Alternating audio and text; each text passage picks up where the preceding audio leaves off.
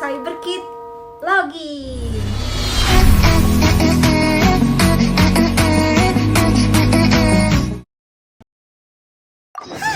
Seems Jean wants our help with something. We should go pay a visit to the Knights of Avonius when we have a moment. Wonder what's up this time.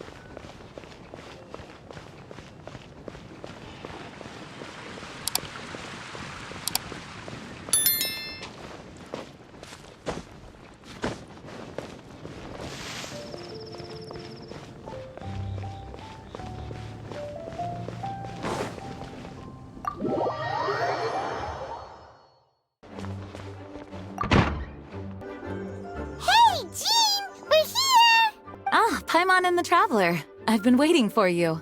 Whoa, looks like Jean wasn't the only one waiting for us. Klee and Kaya are here too. Oh, it's Paimon and Mr. Honorary Knight. It's been so long. Ah, look who it is. You've caught me completely off guard this time. But then again, it's always a pleasant surprise when you two show up. Guess we were so excited to see Jean again that we forgot to knock. I hope we didn't startle anyone. Wait a sec. You weren't talking about anything that we're not supposed to hear, were you? Hey, stop pretending like we're doing food deliveries. It's been a while since we last met, but I can see you two haven't changed one bit. Don't worry, we weren't discussing anything confidential. In fact, we were just talking about you. Maybe we should let the star of the story explain it in their own words. Yeah! Let me tell it! A few days ago, I was reading Todoko Tales in the solitary confinement room when all of a sudden, whoosh! A letter came flying in through the window. Flying through the window? How does a letter fly? Like a bird does. It was flapping its wings. It could even talk. It said, well, it was a bunch of stuff I didn't understand. You couldn't understand? Then it must have been talking about how to avoid solitary confinement. Kaya? Just saying. We don't want to let a teachable moment slip by. Okay, I know. Anyway, the letter said, "Oh, Klee, are you behaving? I see you've wound up in the solitary confinement room again." Sorry about that. Mommy is busy these days and can't take you out to play. But there's good news. I have a friend who has very kindly invited you to visit her. Oh, so the letter's from Alice. In principle, yes. But the issue is that Alice's friend lives quite far from here. The letter says that Mom's friend lives in Sumeru. The Knights of Favonius could never agree to send Klee off to Sumeru on her own. But Klee is rather intent on taking Alice's friend up on this invitation. Yeah, I really want to go. You see? So we were wondering, who can we send with her on the journey? Preferably someone who's a reliable hero and with a history of saving Mondstadt. Oh, so that's why you wanted to see us. I do apologize, but Klee gets along with you so well. We couldn't think of a more suitable choice. Sure, we can do that, no problem, right? Can you really, Mr. Honorary Knight? Yay! With Mr. Honorary Knight around, Klee's not afraid of anything. See, I told you that he'd agree. In that case, we'll leave Klee in the trusty hands of the Traveler. And you too, Kaya. You should join them. I noticed you quietly completed that backlog of paperwork we had. You deserve the chance to unwind a little. Oh, so you noticed. Well then, I suppose I have no reason to refuse. Great! Things will go even more smoothly with Kaya around. Still, Sumeru is pretty far. It's gonna be a long journey. Don't worry. Mom's letter had a magic invite inside. Mom says we just have to all shout out where we want to go at the same time. And poof! We'll be there in the blink of an eye. Wow! Well, that'll definitely make though, so we should only use it when we really need to. 3's plenty. 1 for the way there, 1 for the way back, and 1 extra, just for good measure. Sounds very mysterious. I still think we should use it sparingly. After all, we don't know the exact location of where we'll be headed, or what dangers we may encounter on the way. Here's what I suggest. Traveler, you're well connected. I'm sure you must have friends who are familiar with Sumeru. I say we start by teleporting to one of them. It'll give us a chance to test out the magic invite, and also find ourselves a local guide. That kinda makes sense. And since it has 3 uses, there's no point letting one of them go to waste. Couldn't have put it better myself, Paimon. So, do you have a particular contact in mind? Well, we need someone who's familiar with Sumeru and can be our guide. So, sounds like we need a forest ranger. And everyone knows that the best place to go looking for a forest ranger is a little place called... That's the one. Maybe we can get Tainari to help us. All right. Gandharvaville it is. Okay, I'm happy wherever we go, especially with Kaya and Mr. Honorary Knight. We should be on our way then. If you'll excuse us, Acting Grandmaster. Yes, let the wind lead. I wish you a safe journey. And Klee, I know. I'll be careful, I promise. Great. Okay, here goes nothing. Take us to Gandharvaville. Gandharvaville. Grand Arbor Hill! Huh? No, it's not a hill. Ah, wait!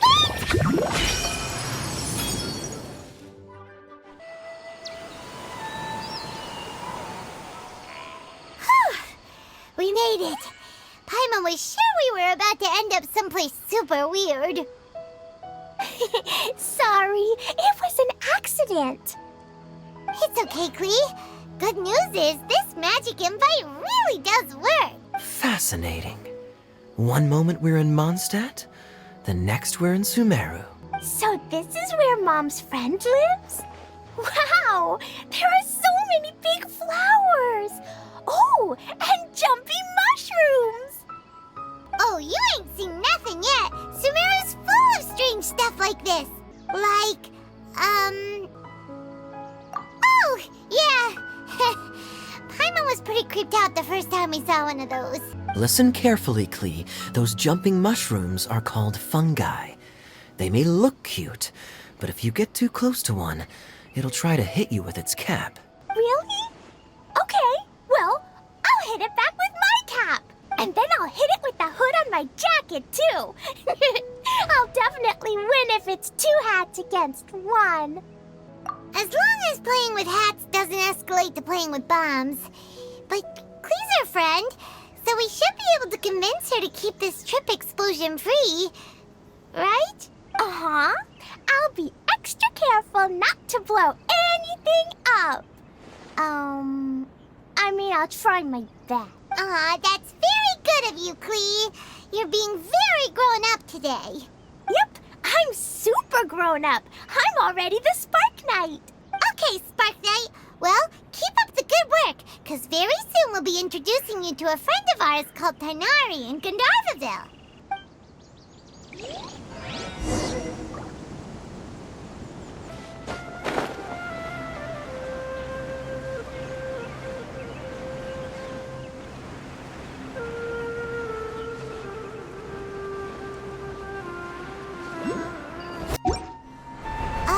Hey, look!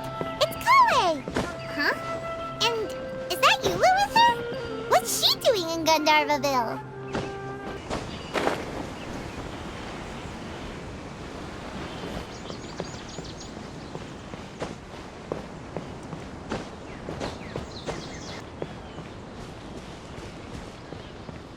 Elazar is a truly troublesome illness.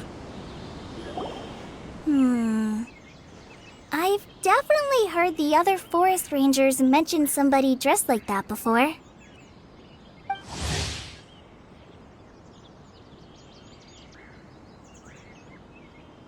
I see. Then it looks like my suspicions are correct. Who do we have here?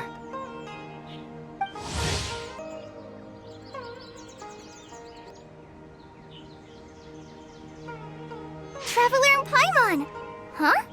Oh, Kaya and Klee are here too. Hi, Colin. It's been ages. Kale, Yua! What are you two doing here? Well, that question's really more for Yua. What a coincidence. I didn't expect to run into a fellow Favonian captain this far from Mondstadt. How's the vacation going? Seriously? Bring the whole crew, why don't you? Is it just Paimon, or does Yua not look particularly thrilled right now?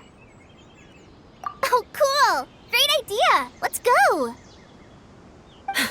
If you're trying to accommodate me, there must be some misunderstanding. I'm fine. There's nothing embarrassing about running into colleagues in the wild. But earlier you were... Great. Well, I'm sure there's a fascinating reason behind why you're all the way out here in Sumeru. Do share it with us. If you must know, it's a little complicated. But simply put, I'm searching for a cousin of mine from the Lawrence clan. He went missing recently, and after searching his home, we found evidence that led us here. He appears to believe that somewhere in Sumeru lies the key to restoring our clan to its former glory. He came all the way to Sumeru for that? What was he going to do, enroll at the academia? I doubt he came here to learn. He's much too old to start getting a basic education now, and from what I know of him, I doubt he has any interest in intellectual pursuits. All he cares about is restoring his clan's honor. Nothing wrong with that idea in principle, but I'm not certain how fanatical he is about it. So, there's no knowing what lengths he might go to. As a knight and a member of the Lawrence clan, it's my duty to make sure he doesn't bring harm to others. Oh, if this is true, then your cousin is quite a man of action. Traveling alone to Sumeru from Mondstadt is no mean feat. Nor is daring to make me personally concerned about his safety. He has no idea what's coming to him. You know, underneath it all, Paimon thinks Yula's a really caring person. Yeah, she's the best. She brought me some moon pie last time. He is family, after all. Anyway, I will make sure to find him and escort him safely back to Mondstadt. Now, back to you. How and why did you all suddenly show up here? I'm afraid that could be tricky. Master Tighnari is still at Partis the Eye delivering his lectures. He isn't due back for a while. But I think I'll be able to help out. The description in the invitation letter is vague, but I'm pretty sure it's hinting at somewhere in the desert. The desert? Does that mean Mom's friend is from the desert? I guess I'll call her Auntie Desert for now. I remember Mahamatra Sino once told me a strange rumor about that part of the desert. They say there's a secret domain there that can make all of your wishes come true. Wait. He said I should just call him Sino. I keep forgetting that. A domain that makes people's wishes come true. Wow. So is it true? Does it really exist? I probably would have believed it a few years ago. But now that I'm a little older and wiser, I think it makes sense to be more skeptical about things like this. This explains a lot. The domain could well be a myth, but he probably figured he had nothing to lose. If you intend to search for this place, then please allow me to join you. My cousin has quite a collection of books about Sumeru desert mythology on his shelves. I highly suspect that he, too, is looking for that domain. Can I come too? I think you might need me there. You'll definitely need a local guide while you're in Sumeru. And I think I have what it takes to be that person. Plus, it's a forest ranger's duty to bravely lend a helping hand to others in need. We have every confidence in your abilities, Kale. Our party grows bigger and stronger still. What say you to this, Captain Klee? read in a storybook that on your own you can only have a drop of happiness, but in a group you have a whole ocean. So I'm sure Mom's friend will be super happy if I show up to visit and bring a whole bunch of friends with me. That's the spirit. In that case, let's get the magic invite to take us there.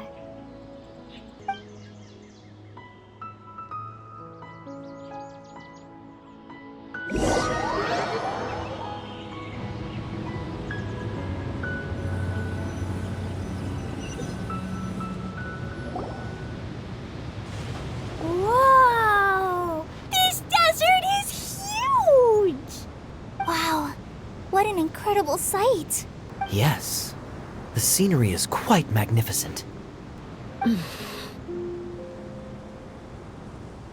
Are you okay, Eula? You don't look so good. I'm fine. Just taking a moment to acclimatize.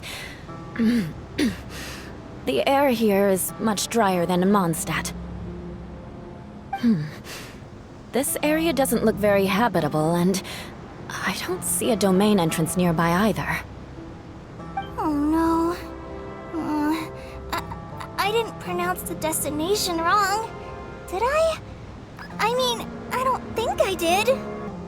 Nope, you got it right. It definitely wasn't your fault. I said Gandharvaville wrong earlier, but we still ended up in the right place. Klee's right. We're in the right place. There's no doubt about that. Phew. Maybe the entrance is hidden under a sand dune. Who knows?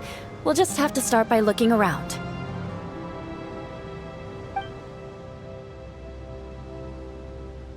Oh, I'm so tired and so thirsty. We should have found something by now. Unless there's a problem with the magic invite. Huh? How could that happen? Uh-oh.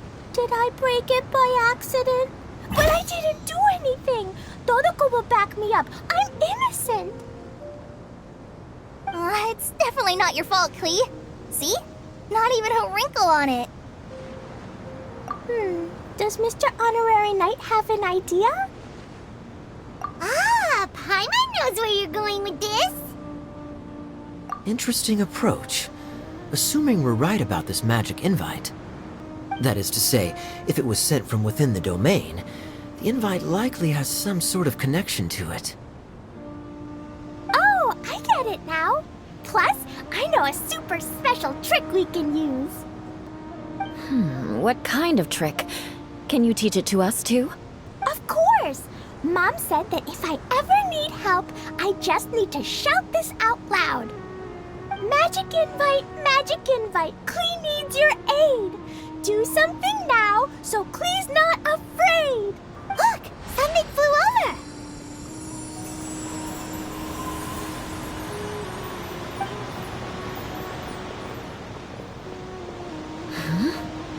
It looks like a bottle. Remarkably effective. That's one trick I'll be keeping up my sleeve in the future. You should make a note of it too, Eula. Absolutely not. It's not my style. I suppose bottles are pretty common in Sumeru mythology. So, is this supposed to be the entrance to the domain? A domain? In a bottle? Huh. Well, if there's one thing we learned in Liyue, it's never judge a domain by its cover. Guess there's one way to find out if this really is the way in. Come on, reach out with your hand.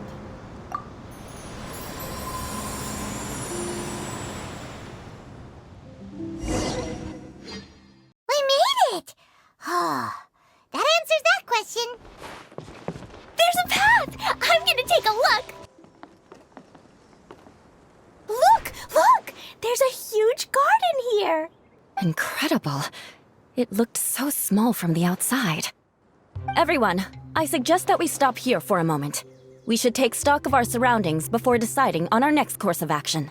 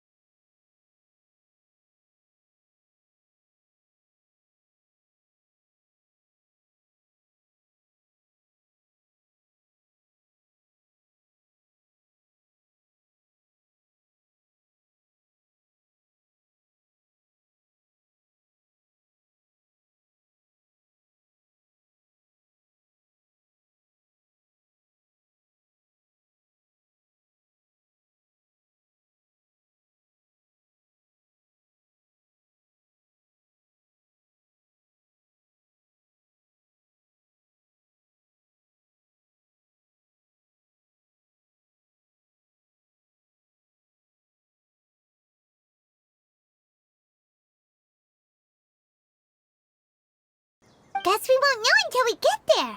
Let's keep going. Hopefully we'll meet her soon.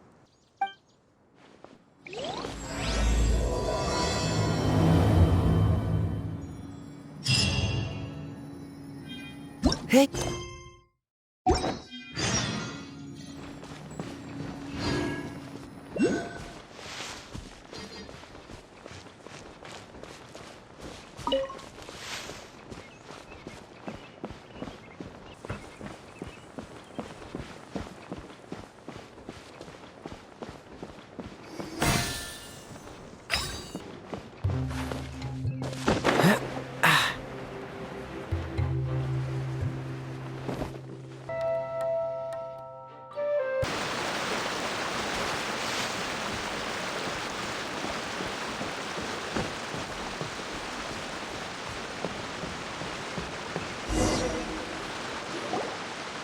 Wow, it's a big ball of water.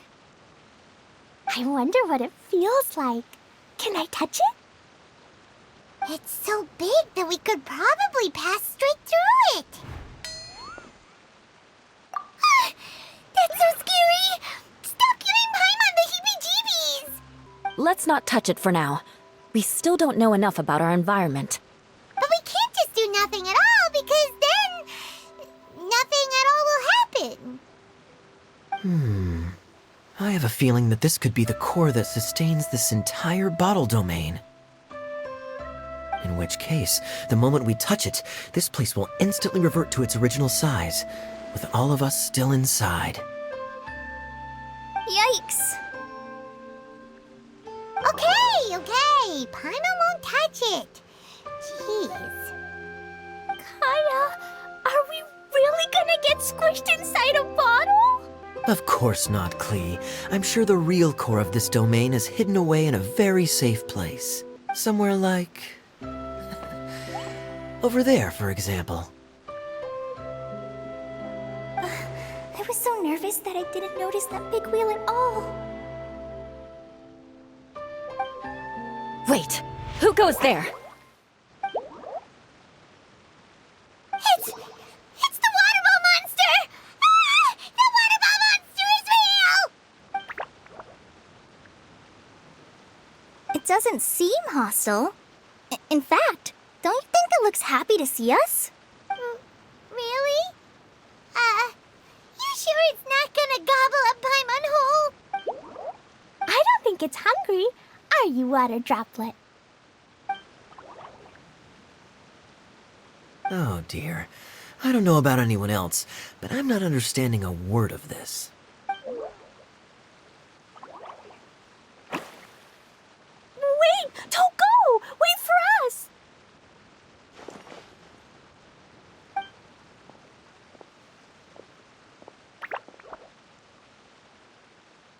Why'd it stop? Maybe it can understand us after all. Oh, I get it now. It's leading the way for us, just like the cats in Mondstadt. Like the cats? How so? When you're walking around in Mondstadt City, sometimes a cat will show up on the side of the road. It'll walk ahead of you for a while, and if you're curious enough to follow it, you'll soon find yourself in front of a fine establishment called... Exactly. So let's see where this water droplet takes us. It could be interesting.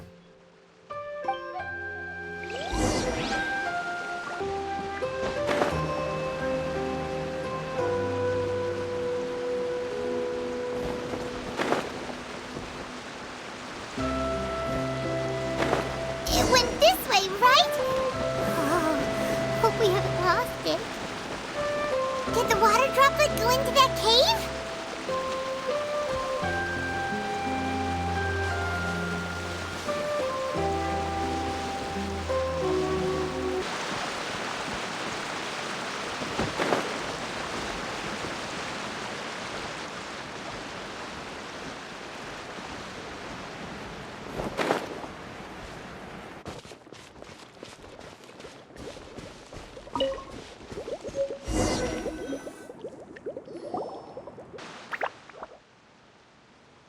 Huh? Another strange contraption. And there's a weird-looking wall over there. This kind of looks like that ball of water we saw earlier. Did the water droplet bring us here because it wants our help with something? What? Your friend is trapped in the wall? Don't be sad, Water Droplet. We're here now. We'll save your friend. You bet. But how are we gonna save them? Do we have to break down this wall somehow? Nope, we can't do that. No breaking the wall. Do we need to find a key of some sort then? Oh no! Where'd it go? Look, the device has lit up. And it's projecting images onto the wall. A two-dimensional space with objects of the same composition as the device nested inside. Yep, what Kaya said, and that's where its friend is. But how exactly do we enter the image on the wall? Maybe we just copy what the Water Droplet did? But what does that mean? Hold on, I think Klee's onto something. Since the water droplet appears to be the key that activated the mechanism, we may be able to follow it inside simply by touching the device. The principle is no different than how we entered this bottle domain. Fair enough. Okay, deep breath, then head in.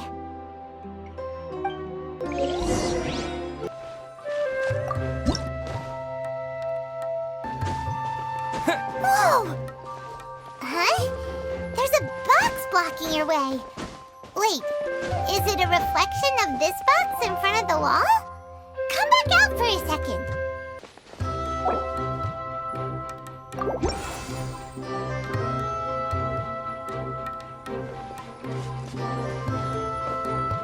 Aha! The box on the wall moved too!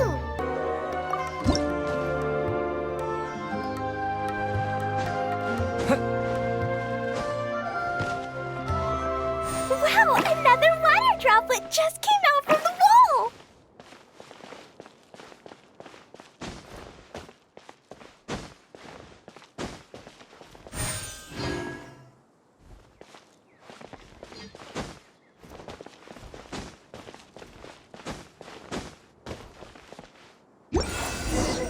It was flat as a pancake in there, but as soon as it came out, it turned all plump and round.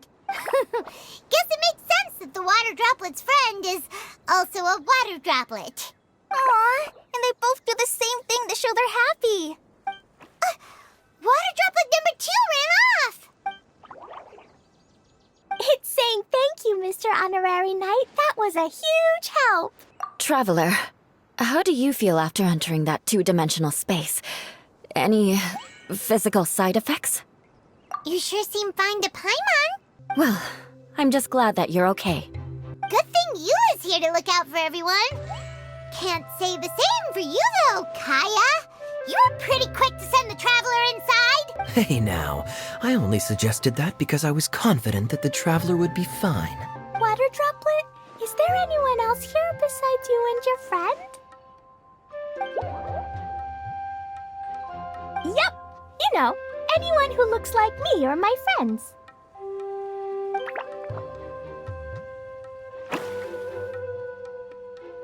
Oh, it ran off again. Hopefully this is a good sign. Amazing. Come on, let's follow it.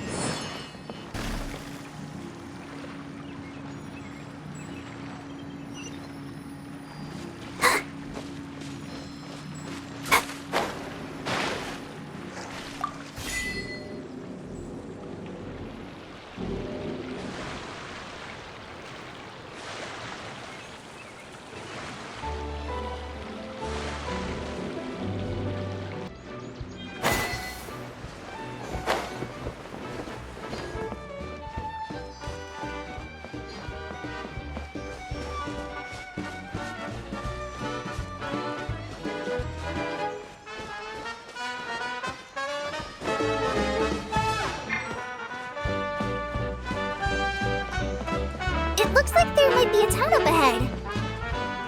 Huh. Maybe more people live in this domain than we thought. And maybe that's where Auntie Desert lives. Cool it!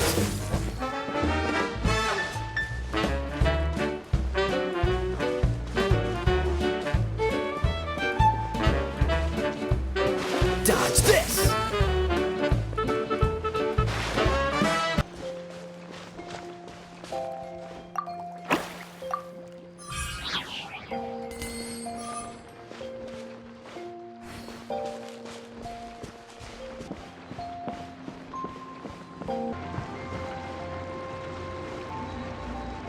Cool it!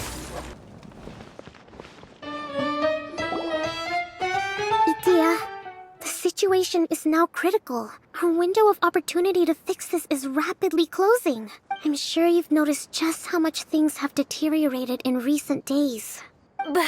But even so, This is your home. Are you really going to let everything fall to pieces? I live here, but it doesn't actually belong to me. Huh?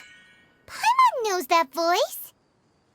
Anyone else who comes into this domain in the future will take one look at the ruins before them and conclude that this place was abandoned years ago. But just imagine how different things could be if you maintain this domain in perfect condition.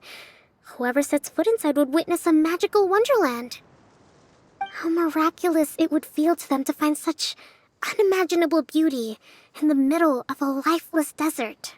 Oh, you're right, General. Truly, but... Act now while you still can. You have to stand up to this and break free from your despair. The most important thing is to have no regrets in the end. Well, no one chooses to have regrets, do they? But I take your point. I'll try my best to stop running away. But the question remains of where to begin.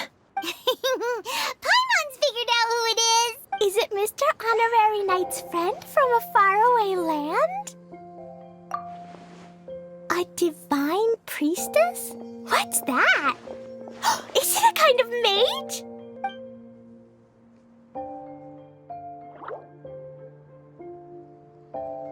What are you doing here? Huh? We have new visitors? Greetings, everyone. This is the Valurium Mirage, and I'm the caretaker, Adia. I'm so sorry that you have to see this domain in its current state of disarray. We are actively working on repairs, and everything will be back to normal shortly. I hope. Greetings, everyone. I guess I should introduce myself too. It's all right. Just leave the introductions to me. I kinda wanted to say hello in my own way. But no harm done. I guess I'll let her do the honors. This lady is a visitor to the domain, just like yourselves. She is a formidable military general. Have any of you heard of Inasuma's Onmyo Chamber? What chamber? Onmyo Chamber. It's an elite training academy for gifted students of Onmyodo. Practitioners are divided into 4 classes, A through D, and assigned the power of Shikigami based on their mastery of the art. Wait. This lady famously led the Class D underdogs to victory against the Class A favorites in the final mock campaign before graduation. An astonishing feat that few in the history of the Academy have ever achieved. Hence, formidable general is no exaggeration. Isn't that right, General? What's wrong? Huh? Wait, so the favorites were beaten by the classy underdogs? Paimon's not completely following. That doesn't sound like the divine priestess Mr. Honorary Knight was talking about. Uh-oh. Did she just get caught lying in front of someone she was trying to impress?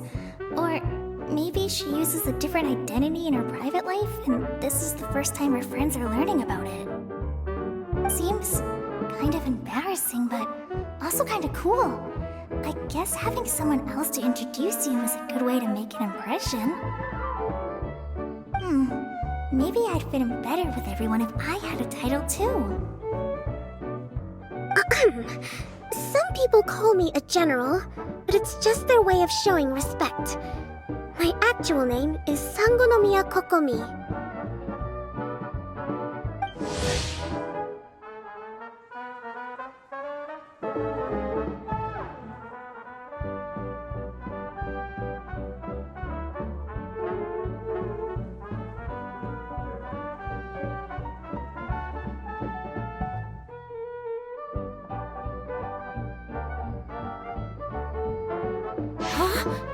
Oh no. Sorry, my mistake, General. I mean, Miss Sangonomiya. Call me whatever you like, Idia. The only important thing about names is knowing who's who. Oh, I get it now. It's like that story that Mom told me that time. Klee can explain. So basically, in the story, a big group of people go on an adventure to Bottleland. One of them's called the King, and some of them are called Knights. So, Miss Sangonomiya must be the super smart one who solves all the problems in the story. What's... Perhaps a sage? Indeed. Wisdom is an important attribute found in military generals. Okay, well, I'll just call you that. Miss General it is. Fine by me. Sounds really cute, coming from you. At least, cuter than my pen name, that's for sure. Well then, how should I address the rest of you? How could I ever forget you? But what about these esteemed ladies and gentlemen accompanying you? I'd be delighted if you could introduce me to them too. Wait, Klee wants a title too. Okay, got it. Klee wants to be a mage, the kind that flies around everywhere. Da-da-da! Whoosh!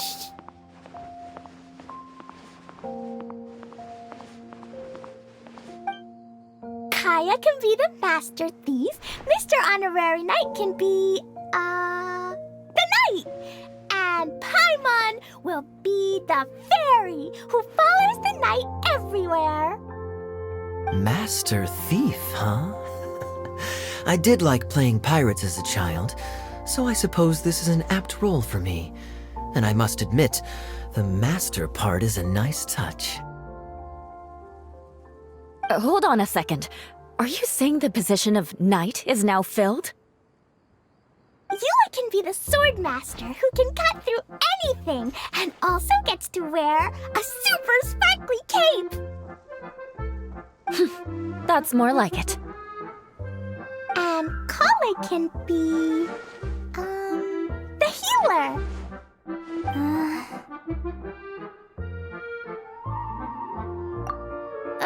No, I don't mind. Healer is a great role. I just don't know if I'm qualified to be one.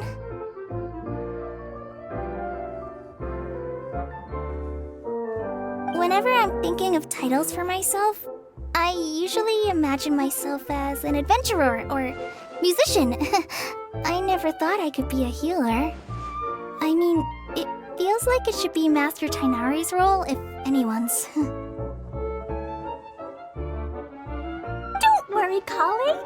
You'll be the bestest healer ever. You don't talk much, but you're very kind, just like the healers in Mom's stories.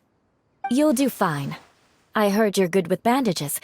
You can patch up a wound, can't you? I can pitch a tent. Maybe you heard wrong? But I'll do my best. It's my first day filling in for Master Tainari, but hopefully it's the first of many. This is a great idea. Once a new visitor arrives, they can assume a new identity, then add in some role-playing. Oh, we can't leave you out, Miss Adia. There are lots of characters in Mom's stories, but you don't remind me of any of them. That's perfectly okay. I already have a role here anyway, remember? I'm the caretaker. I got I got it! This wasn't in any of the stories, but you can be the mascot. Mascot? Klee, maybe you could think up an even better role for Miss Adia. A mascot, you say? Isn't that a character that doesn't have to actually do anything and sits around letting... Sounds like the idea of being lazy is pretty exciting to her. The mascot serves to maintain troop morale, Adia. Don't underestimate your role. Ah, alright. I'll be the mascot then.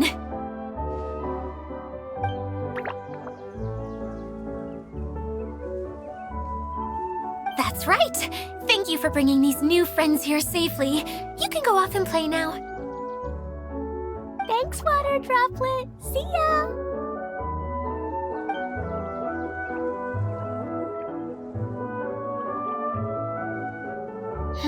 Water Droplet? Is that your pet name for it? I suppose it's as accurate a nickname as any. We keep getting sidetracked, but I believe you were saying something about being in a difficult predicament. Is something wrong with the Valyria Mirage? Oh, yes, about that. I'm afraid the entire domain has recently sustained some significant damage. It was as if the whole world was suddenly flipped upside down. A few components went missing from the core, which sustains the domain, and the impact cascade. Needless to say, many things in the Valyria Mirage have now stopped working. Just days after I agreed to let my friend's daughter come and visit too. When she gets here and sees the state this place is in...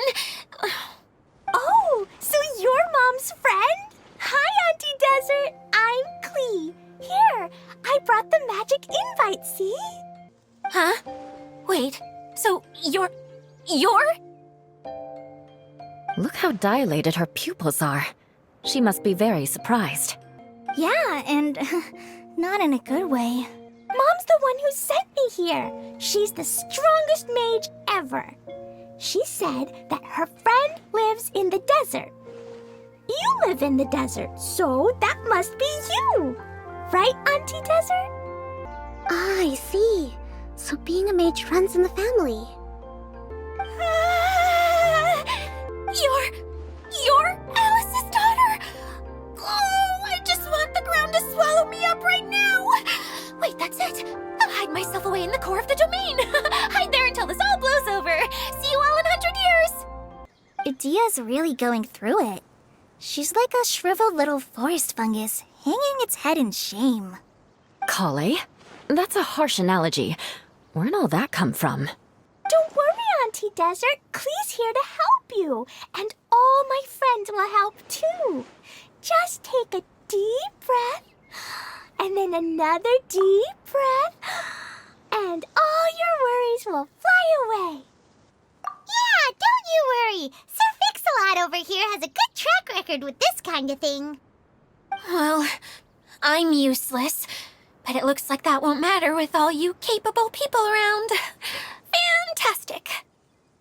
Don't put yourself down, Adia. You're great too. Thanks for your encouragement. Anyway, for the time being, that'll give me some time to think things through and maybe make a start on, delegating.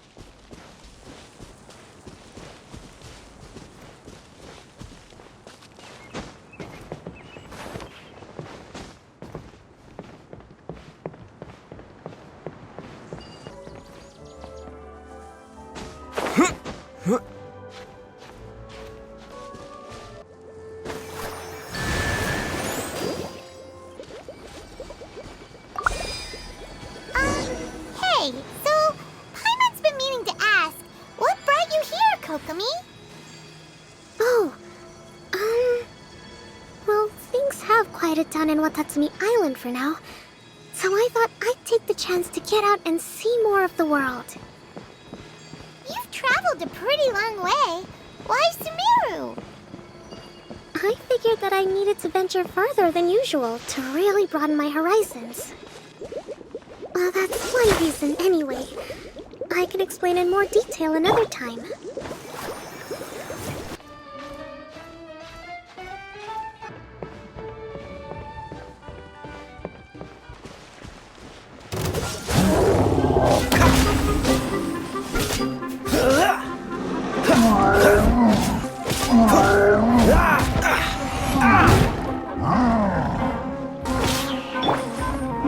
Oh, let's dance.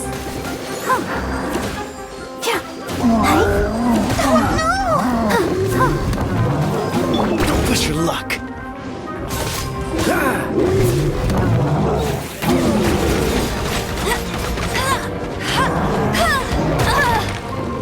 Hey!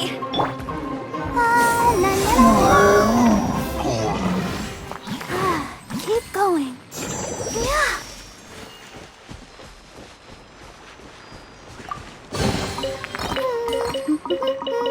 Things are going so smoothly today.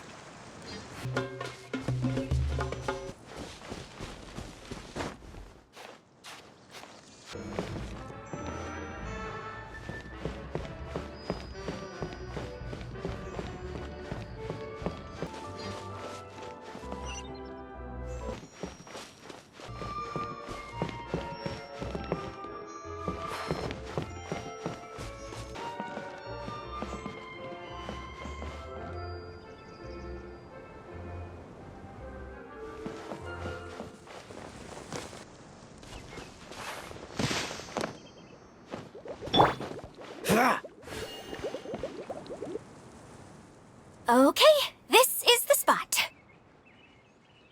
Now, I'm sure you're both wondering, but where's the component? There's nothing here. Oh, where could it be? Oh, it's that lamp thingy, right? Water Droplet showed us how that works already. Yes, that's the one. There goes my big introduction. Showing people the ropes is supposed to be my job. Oh, I can't believe I'm being shown up by a Hydro-Eidolon. Cheer up, Idia. The Hydro-Eidolon can give a basic demonstration of how to use things, but beyond that, it can't communicate. That's where you come in. Your descriptions can explain everything in full, vivid detail. Paimon forgot how persuasive Kokomi can be when she really wants to. Sometimes having a genius strategist around really comes in handy.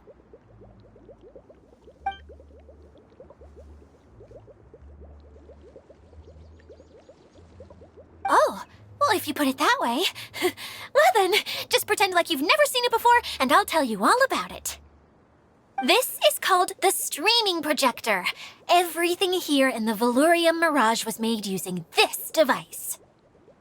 All you need to do is place an item in the projector, and you can construct a corresponding item based on the shape of the original and your imagination.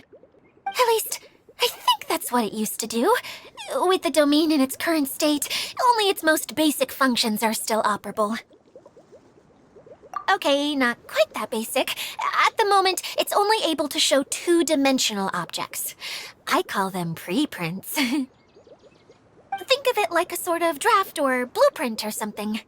So you're saying the component fell into the preprints? Yes, exactly. I'll leave you to go in and physically retrieve it. Well, I'll be out here rooting for you by doing a motivational dance. Really? No, sorry.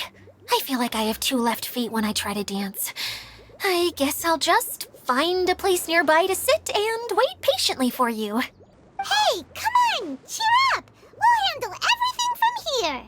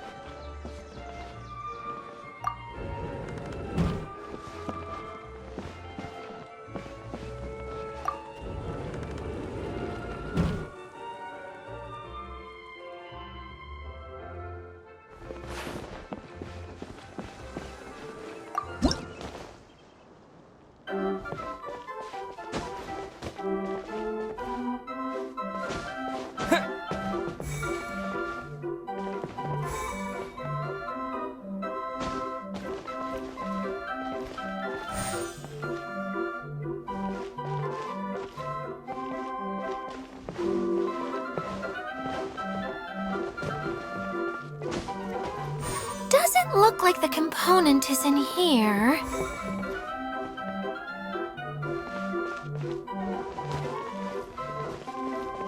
Yes, that's the one! Now you just need to bring it back out.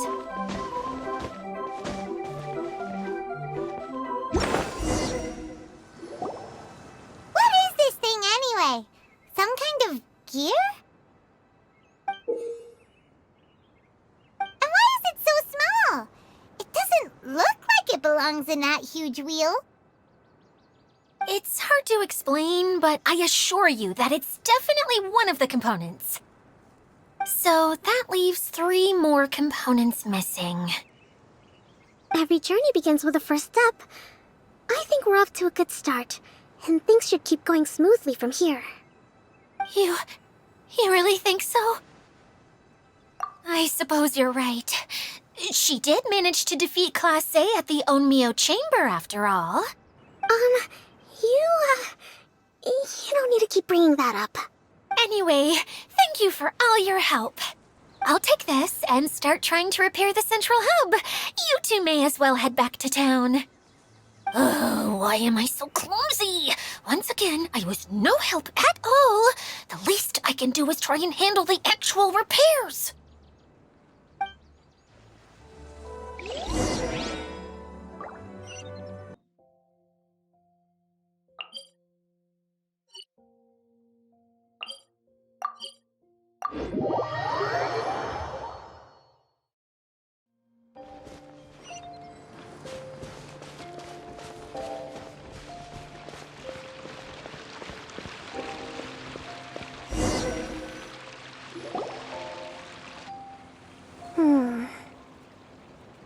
What's wrong, Kokomi? I'm just a little confused. You mentioned that the water droplet showed you how to use the projector? Can you tell me a little bit more about that? I'm so curious to know what happened. Oh, sure! I see.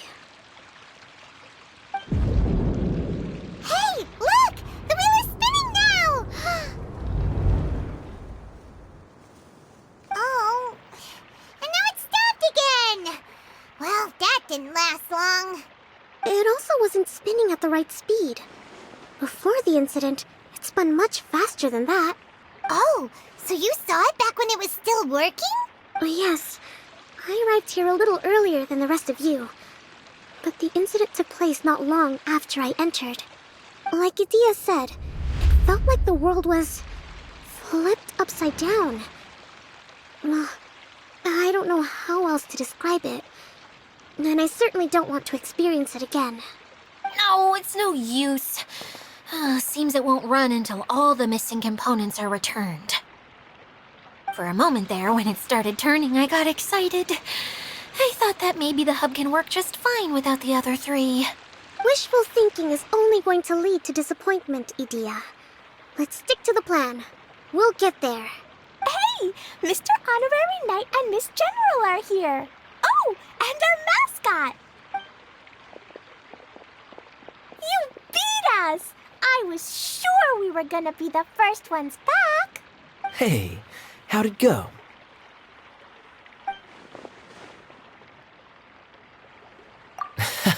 Impressive. I doubt you'd find many other knights of such caliber even among the Knights of Favonius. How about our master thief and mage? Did you find anything?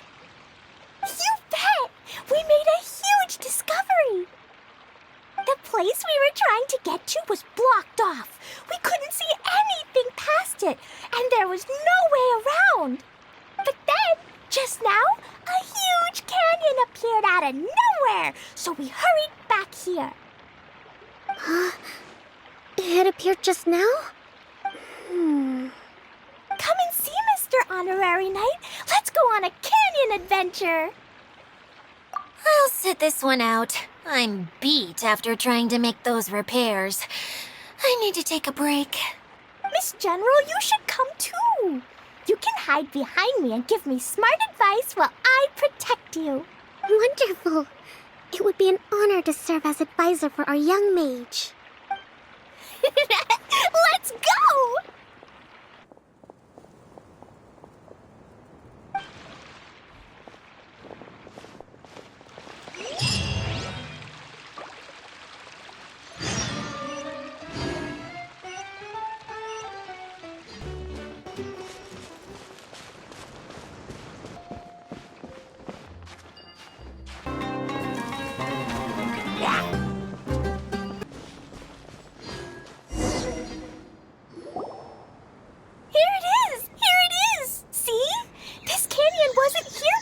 her. Just before the canyon appeared, I heard a faint sound, like something mechanical turning. Kerchuk, kerchuk, kerchuk. Could it have been the central hub? That would mean this canyon appeared after it started spinning. Hey, you, oh. New guys, huh? Oh, hey! Paimon didn't realize anyone else besides Dia lived here. You actually saw her? She's barely shown her face since everything started falling apart here. Excuse me for asking, but who are you? Oh, right. I didn't introduce myself. I'm Ferdinand. Me and my brothers look after this whole zone. Well, we used to, until this whole domain was, like, flipped upside down, or whatever. The method we were using to make the carts and tracks stopped working after that. Idia is working on repairing the domain. We were just with her before coming here. Really? Huh. I assume that she'd be curled up in a fetal position somewhere, hoping all her problems will magically disappear on their own. Good for her. Anyway, I checked all the stations around the whole circuit. They've all conked out. Conked out? How? Would you mind elaborating a little for us? But aren't you just travelers who stumbled upon this place by accident? Nuh-uh. I'm Mage Klee, Idia's helper. A mage? You? Allow me to explain.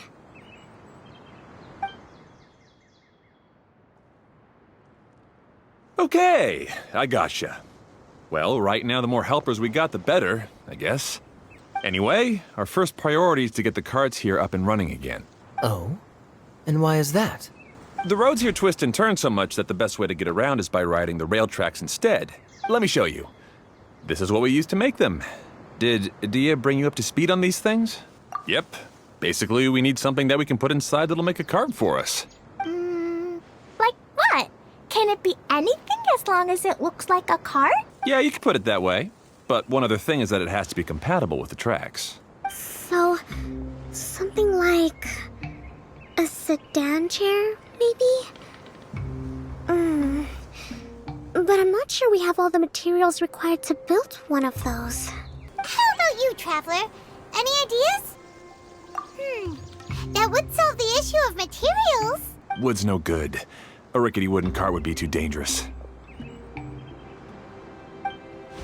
Really? Hey everyone, come and see what Klee made. Ta-da! Look! I made a cart! Wow! Amazing work, Klee! Whoa! It fits the track like a glove too. Plus, it's a heck of a lot cuter than the ones Dia made. I just wanted to give it a try, and suddenly, boom! There it was! Paimon's gotta ask, what exactly did you make your cart from, Klee? I used Jumpy Dumpty! Aha! Thought so. Is there a problem or something? If not, then let's get ready to leave. It's just... this cart is made from, It's a bomb or something, isn't it? Yeah, I gathered from your conversation that Jumpy Dumpty is a little more volatile than the cute name suggests. It's okay, though, because the end product only takes on the general look of the source material. So to be more specific, while different materials have different properties, most of them aren't transferred to, It's okay! No need to delve into the theoretical stuff. Paimon just wanted to make sure we aren't about to end up like the, flying fish of Starfell Lake. Huh? Can we ride the cart now? in a moment. We need a hydroidolin to power it up first.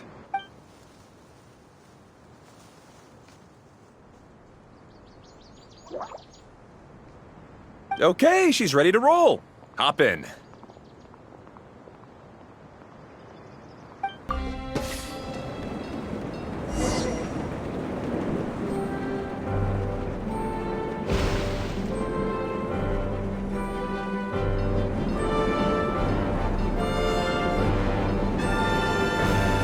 Whoa! This cart is fast! Chugga chugga chugga chugga woo woo! Yeah! I'm gonna call it the choo-choo cart!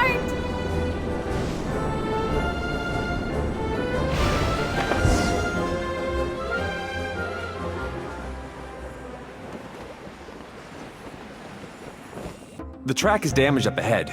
We need to make some repairs before we can go any further. Yep, looks like it's all reverted to a preprint state here. Do you know why that happened? Everything in this domain starts as a preprint and only takes shape after being illuminated by the streaming projector. But the hydroidolin that forms the tracks here has been trapped in the print. So someone needs to go into the preprint and rescue the hydroidolin, right? But the projector here is sealed off by a giant bubble! That's the hydroidolin's way of protecting the device from damage. If the streaming projector broke, then we'd be seriously stuck. Aha! So for step 1, we need Water Droplet to help! Aw, it seems to really like that name! Any volunteers for step 2? Leave that to us! We know what to do!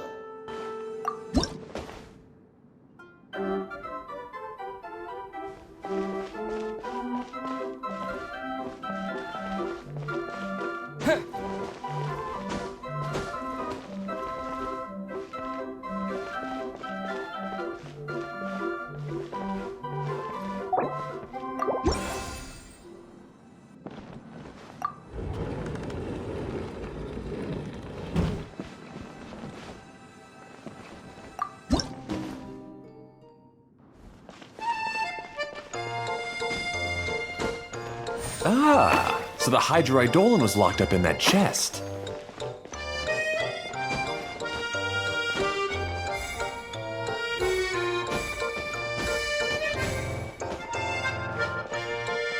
Aw, it's completely empty!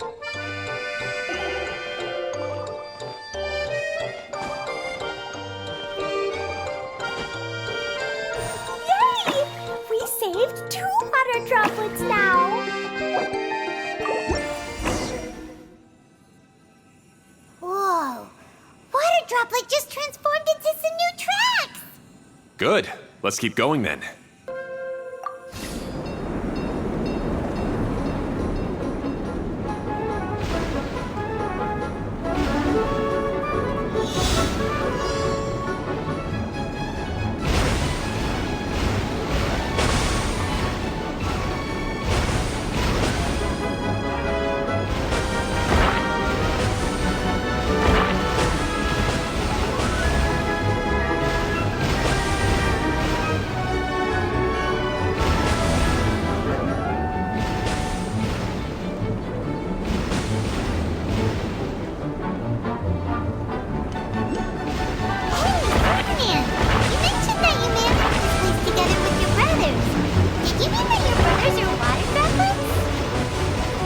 No, the hydroidolins are like helpers here. As for my brothers, well... those two. You'll meet them soon enough.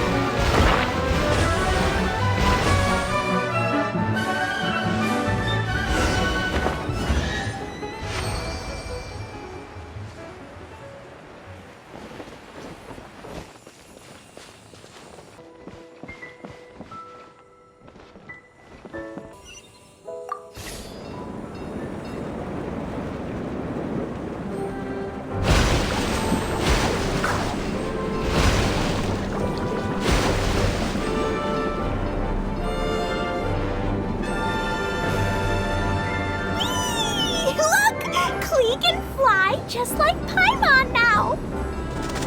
This is way more exciting than how Paimon usually flies!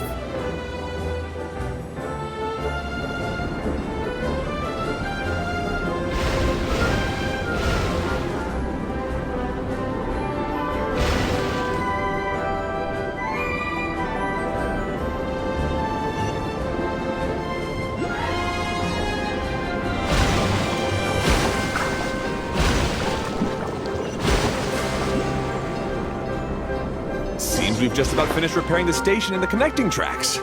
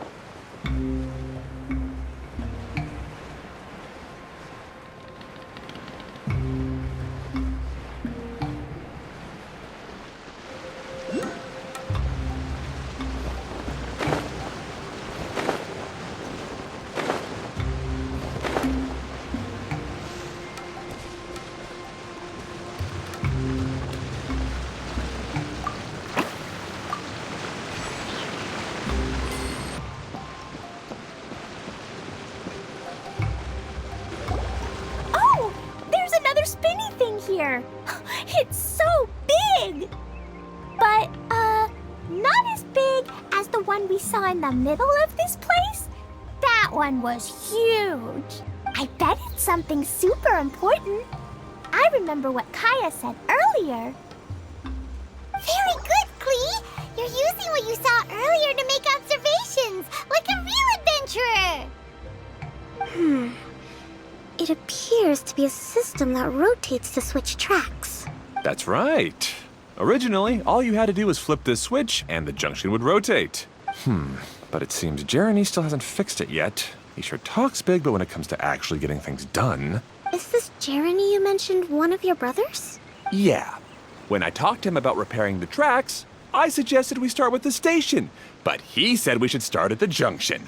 Really, it made no difference which one we started with, but he just had to turn it into a huge argument. He always treats me like I'm a fool and disagrees with anything I say. Let's see what he has to say now that I've already fixed the tracks. If you ask me, you're clearly a sharp person, Ferdinand. Yes, finally someone who can recognize that, rather than just shrugging off my ideas. Come on, let's make our way to the junction and see what he's up to. I bet he's still fretting over what to do.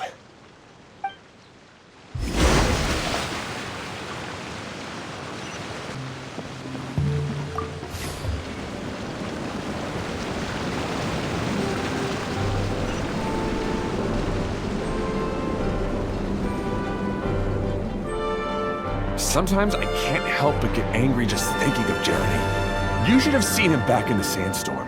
I suggested we go east, and he argued that we should go west. You were in a sandstorm? What happened after that? We separated and each went our own way. Lucky for us, we stumbled across this domain. Otherwise, I'm sure we would have been buried in the sand.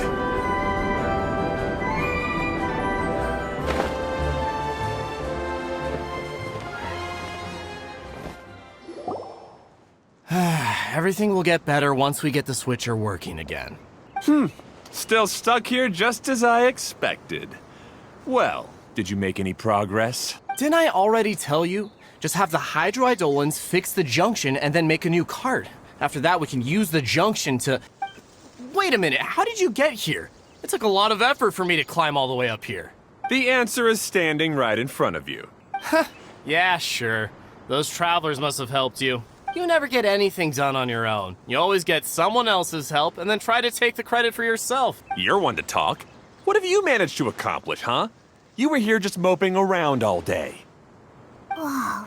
They started arguing the moment they saw each other. But aren't they supposed to be brothers? Me? His brother? Hardly. All right, Jeremy. That's enough. Fine. I'd rather be focusing my efforts on fixing the track switch rather than arguing anyway. You should calm down too, Ferdinand. Let's all focus on the situation at hand. Any personal problems can be settled later. Fine. I'm sorry you had to see that. My name's Jeremy. I'm one of the people responsible for taking care of this area. I assume you're the ones who helped repair the tracks. Thank you very much. It means a lot. No need to thank us. We're just trying to help Edea restore the domain.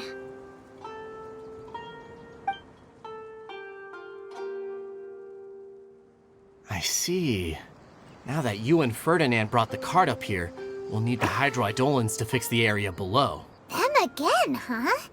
Seems the hydroidolins are really important around this place. Yes, of course. Not only do they keep the junction turning, they operate practically everything else in the domain too.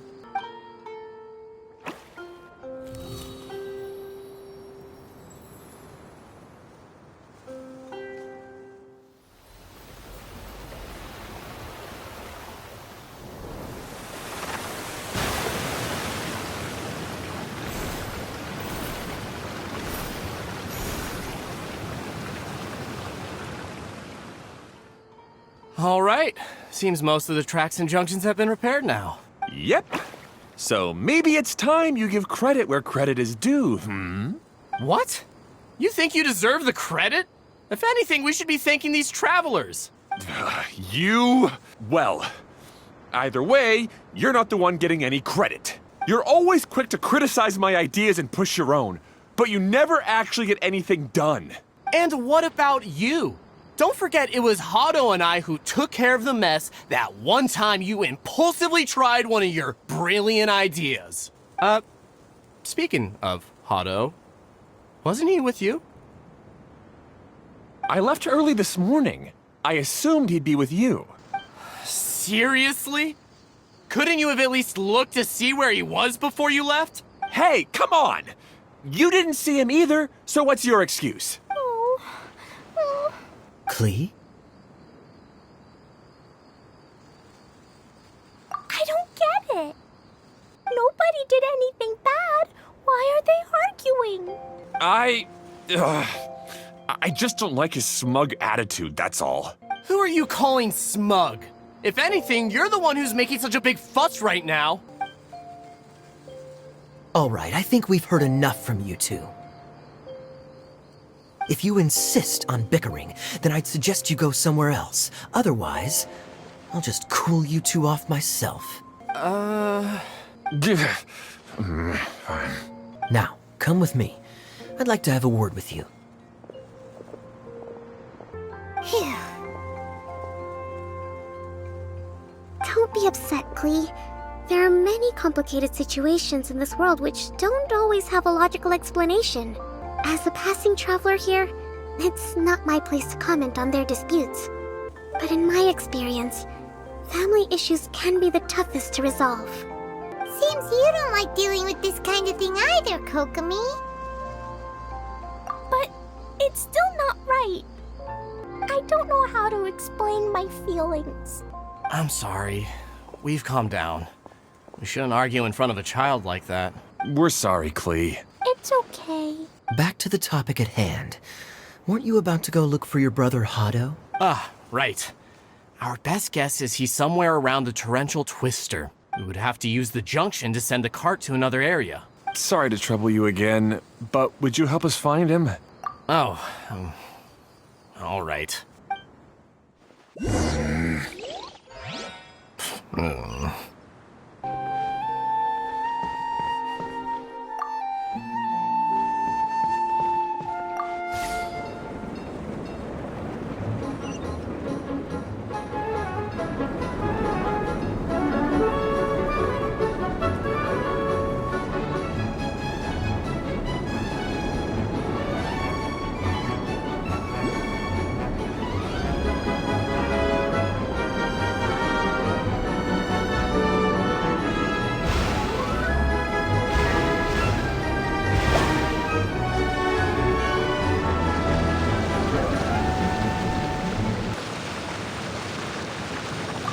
Okay, this is the end of this track segment.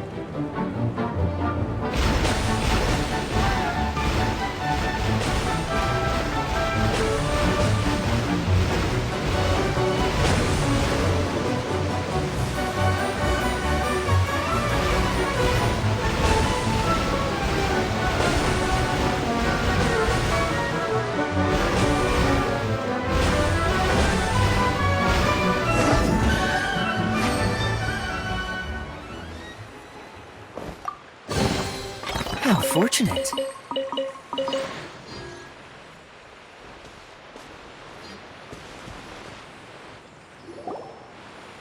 Ah, I guess you had repaired the tracks and stations as soon as I saw a cart come zipping along. Now that the tracks, station, and carts are all repaired, we're about ready to reopen Torrential Twister. It will be good to see my design back in action again. You're in no condition to be out running around like this, Hado. Yeah, but these are unusual circumstances. That's true, but you should stop to think things through. Exactly. If there's anything that needs to be done, you can just let Ferdinand and I take care of it. You and Ferdinand? Together? It would be a miracle for you two to do anything together without fighting. Hey, that's between Jeremy and me. No need to add fuel to the fire, okay? I'm not trying to make trouble. I'm just saying. Hey, Ferdinand. Oh, don't worry. We're not arguing, Klee. We're just, discussing some things. Are you and Jeremy worried about Hado? Why don't you just talk to him about it? Kaya's also worried about me sometimes, but he doesn't ever criticize me. You're right. But our relationship is much better than these guys. Well, our situation is a little different. Really? How so? We've been through this kind of thing before. If we didn't warn Hado, then he wouldn't take it seriously and something would eventually happen. As his brothers, we have to help him. But it doesn't look like you're helping. Huh? Maybe Klee doesn't understand everything. But my mommy told me that you help someone to make them feel happy, not to make yourself happy. Hado sure doesn't look very happy. Why don't you ask him what he needs? Klee's right, you know. You three need to open up and talk things through. You are brothers after all.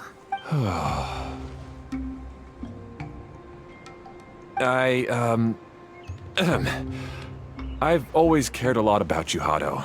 Just like when we were back in the desert. You suddenly passed out and Jeremy and I started arguing. Eventually, all three of us ended up in this domain. I'm just worried that something similar could happen again. If you were to pass out and with nobody around to help you... I know, but this domain is nowhere near as dangerous as the desert. I was thinking that if I could handle these problems myself, then you two wouldn't have to argue about anything. If it weren't for my poor health and lack of energy all the time, then I wouldn't have always been such a burden on you two.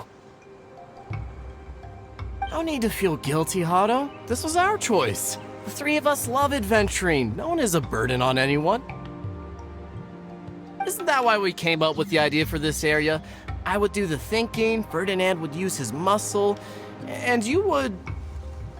Draw the blueprints and build tracks. It'll be a safe way to see all kinds of amazing scenery. Yes, that was the plan. See? Doesn't it feel better just to get along? Hey, what are you trying to say? You make it sound like I've only been trying to talk myself up. The choo-choo cart is great, Ferdinand. Really?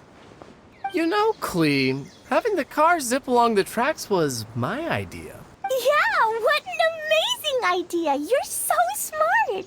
Hey, Klee, do you want to ride even more fun carts? Yay! Let's ride more! Looks like all three of them are trying to win Klee's approval now. Klee hasn't realized it yet, but her innocent, childlike nature is very powerful. It can inspire and even help heal others. Hey, everyone. Please come with me. We need to get the hydroidolin in the cart to help us.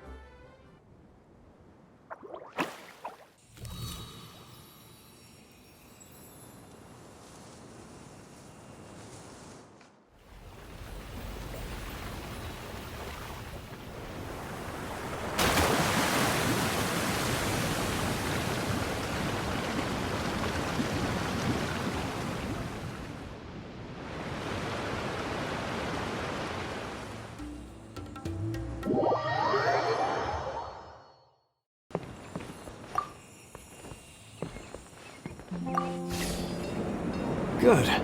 Torrential Twister is ready to run now. Let's go to the station at the start of the trek.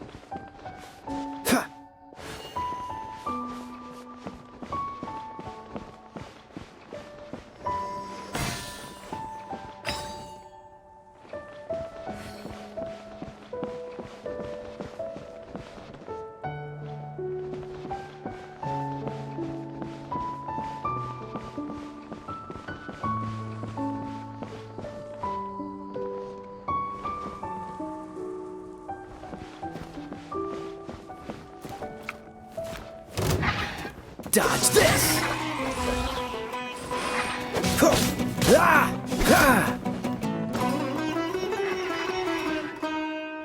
Freeze!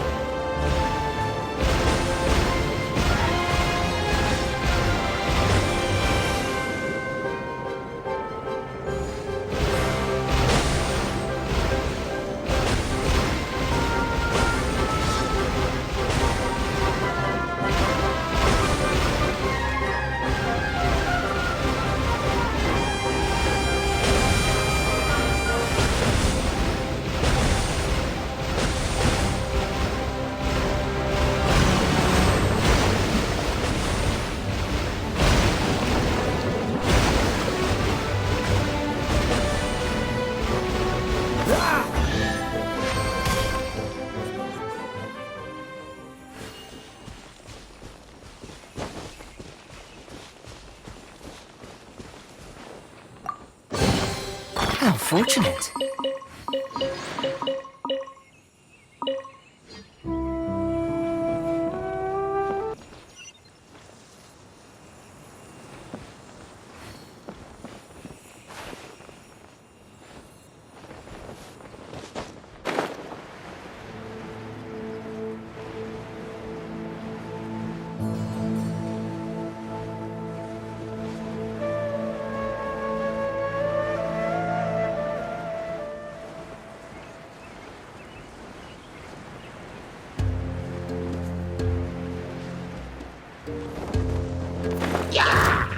Dodge this!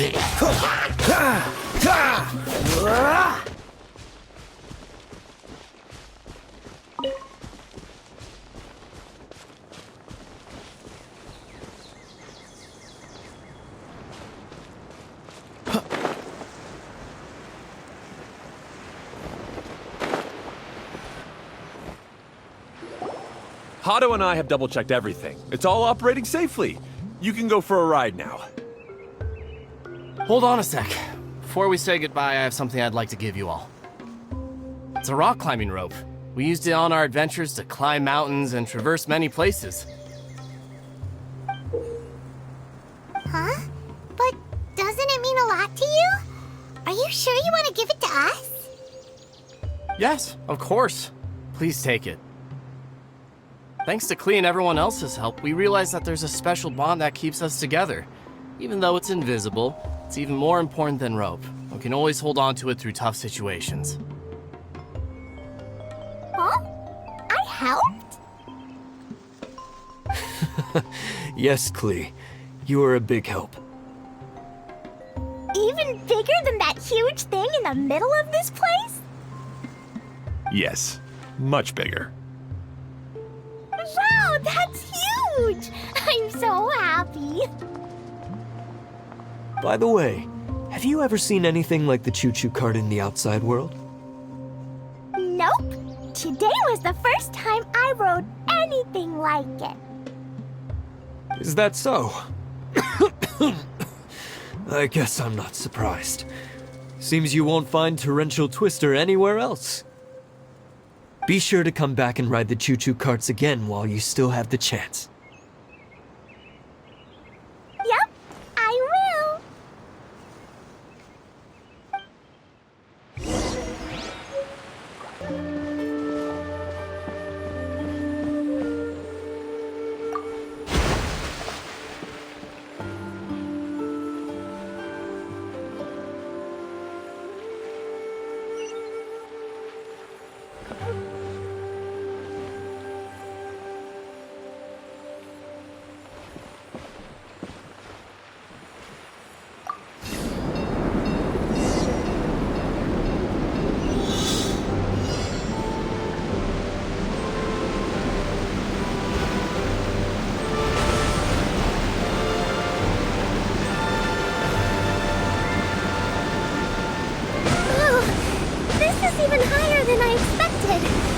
The drops are pretty steep too.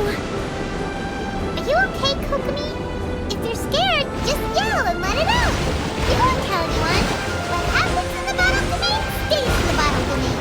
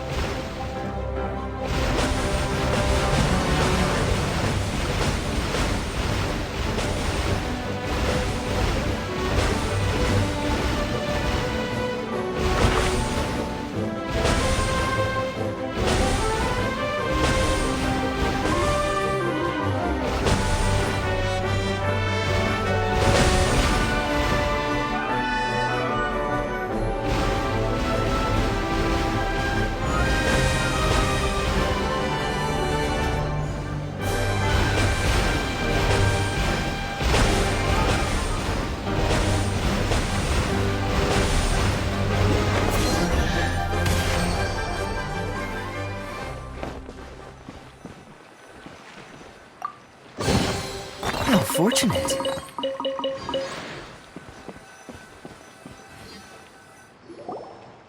That's so much fun!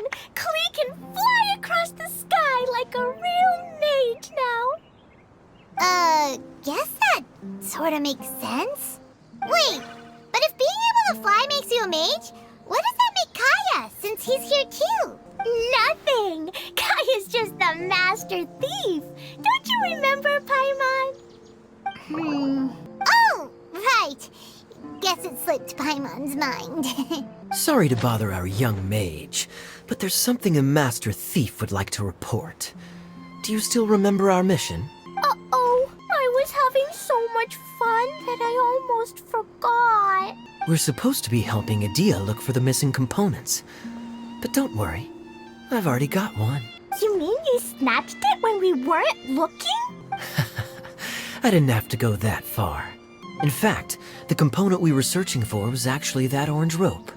If anything, you could say it came right into our hands at the right time. Let's head back and give it to Adia. Aw, do we really have to go? Okay. Even though I want to keep playing, I know Adia is really important. And that's our wise mage. Don't worry. Tonight, you'll be able to see stars in the water and watch fish dance in the sky. Seems Kokomi's out of it after that ride. Her face is completely blank and her lip was trembling while she was speaking. Maybe we should have a rest for a while. I thought I was keeping my composure pretty well. Don't worry, my mind is always spinning. I'm used to this. We should head back to Idia. How about we hold hands, Miss General? Klee will give you energy.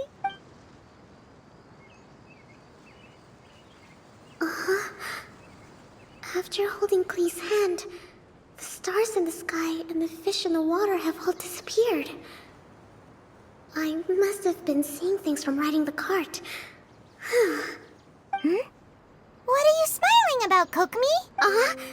Oh. Nothing. Nothing at all.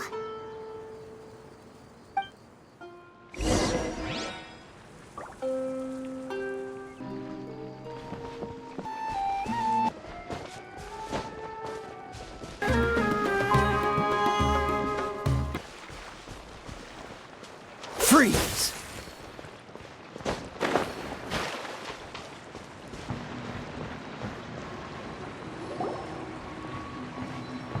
Welcome back! Well, any good news? Oh, don't tell me! You've taken care of all the problems and now I don't have to do anything? Yeah, we even rode the choo-choo cart. Do you want to come ride too? But maybe you'll have to wait till tomorrow. I'm a little tired now. Seems she had a little too much fun and now she's about to crash. I think it's time for a rest. Good idea. I think we could all use some downtime. Thanks for giving me some energy, Klee. Then we'll see you later. Bye, Mr. Honorary Knight. Bye, everyone.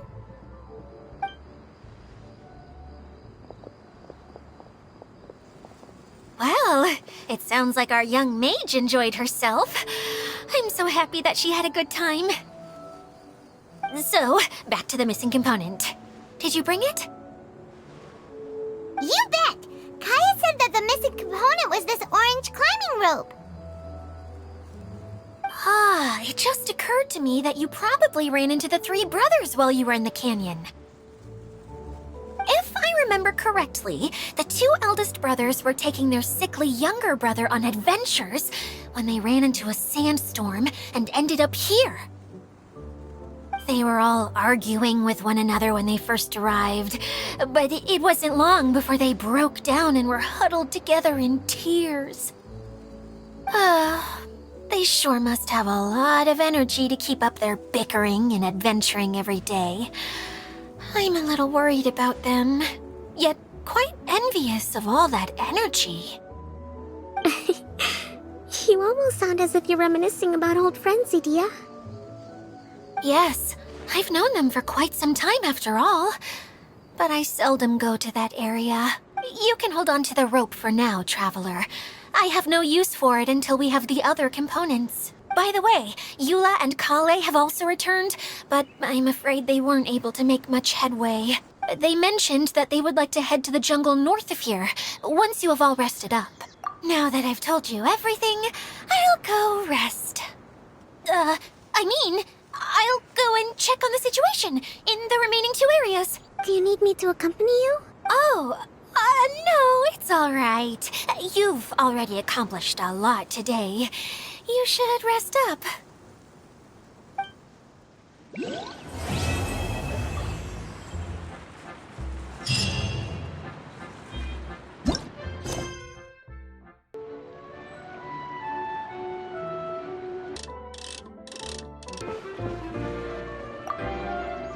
Who would have known I'd find myself in such a mess? Oh, after all that talk with Alice about letting her daughter visit too. But just as the general said, if we can restore the domain, then...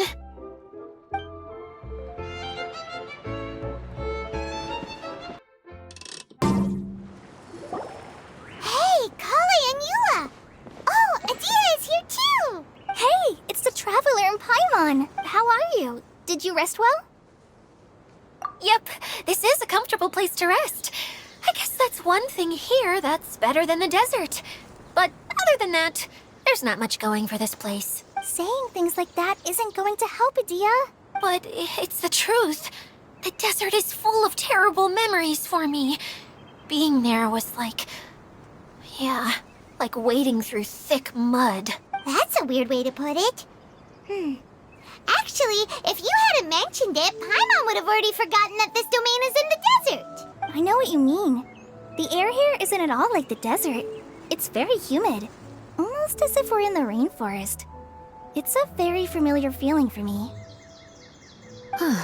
Everyone looks well rested. If you're ready, we can start making our way to the jungle north of here. Good luck, everyone! I'll be rooting for ya! Hold on. I said we, didn't I? No need to say goodbye, because you're coming too. Huh? But wait, I'm just the mascot! You can't back out this time, Adia.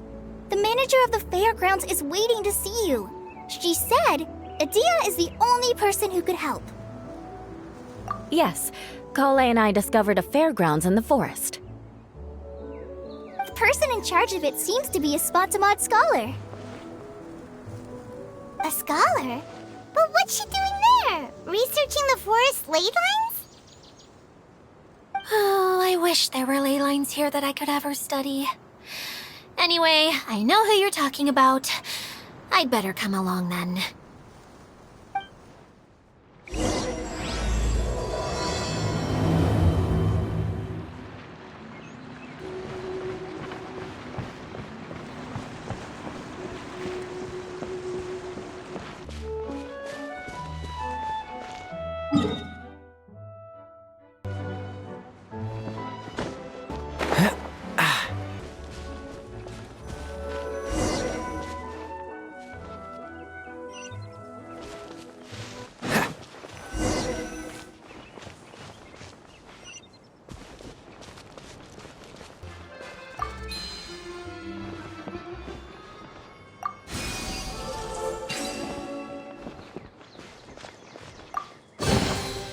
Fascinating.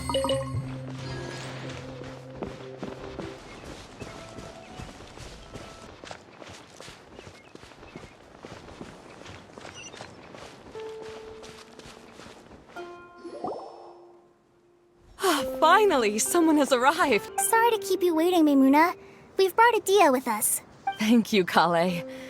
It's been quite some time since I've seen you, Idia. To be honest, I didn't think you'd actually show up. If anything, I thought you'd be curled up somewhere crying alone. Hey, you shouldn't be saying things like that. Doesn't seem to be the first time Paimon's heard someone say that about Adia, though. You wanna see me cry? Fine! I'll stop crying right here! No, please don't. All right, I shouldn't have said that. Now, who are these two? And Paimon is Paimon! They're reliable helpers. Lucky for you that I found them. You'd better be more careful about how you speak to them, okay? Of course. Good to meet you. You may call me Maimuna. For the sake of time, we should forego the usual pleasantries. Please follow me.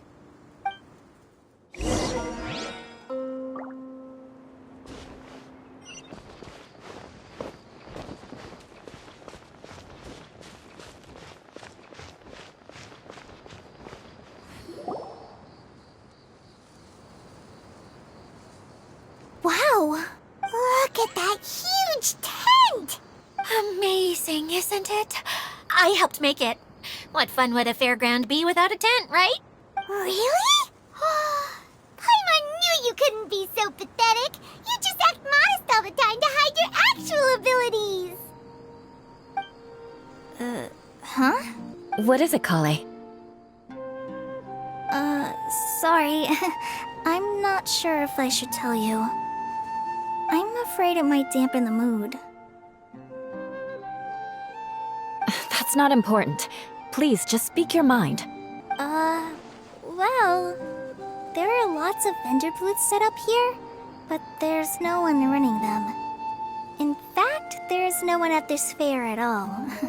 It looks pretty deserted. The truth is, this used to be an exciting and bustling place. But just a few days ago, something happened, and it seemed like... Like, the world was suddenly flipped upside down? Yes, exactly.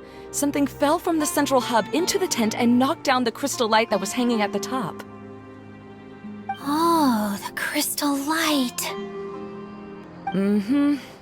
I remember a certain someone said that we should have beautiful lights to celebrate at a fair, and made us that crystal light. But once the light fell, the tent became a complete mess and the hydro-eidolons were trapped inside. Just when I was at my wit's end, a man from the Lawrence clan came and offered his assistance. Wait, he offered to help you? Yes, and he refused to listen to any of my warnings. He just walked straight into the tent and then... Yes? And then? Yeah, don't leave us hanging here! What happened? And that's it. He became trapped inside along with the hydro-eidolons. Oh no, we have to do something! We can't just leave him there, Maimuna! I know, but the situation inside might be more difficult than you think. You should mentally prepare yourselves. Just talking about it is a waste of time. Since we're already here, let's go and scout out the situation ourselves. All right, this way, please.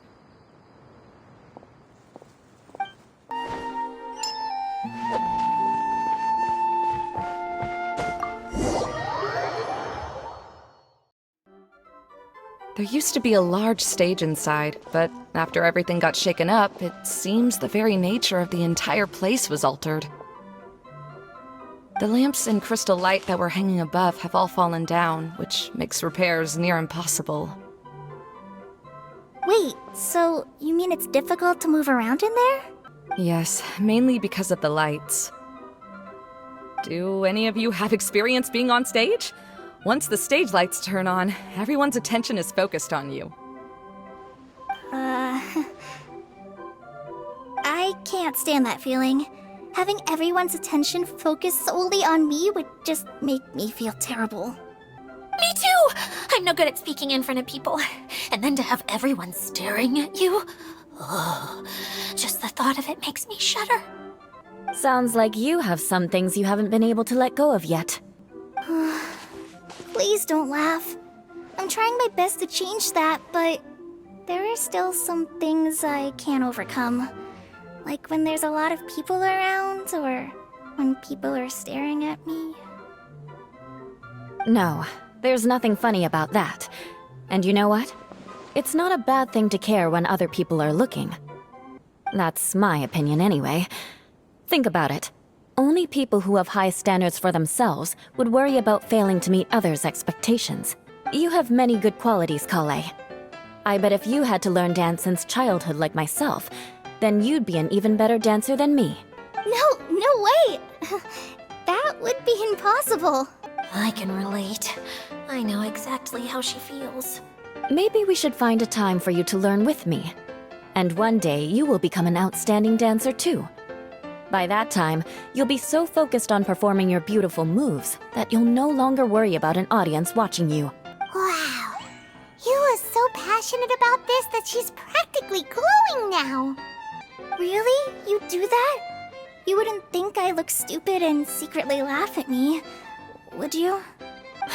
You really think I'm that kind of person? Fine. Vengeance will be mine. Oh, no! Of course not. Alright, please teach me. Seems there's no need for me to warn you again. Anyway, you just need to open the curtain and you'll be able to see the stage.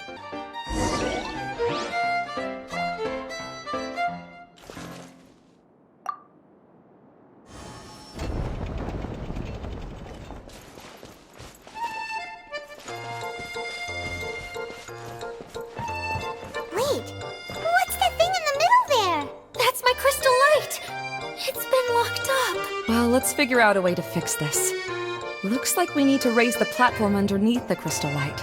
If I remember correctly, the stage controls should be somewhere around here.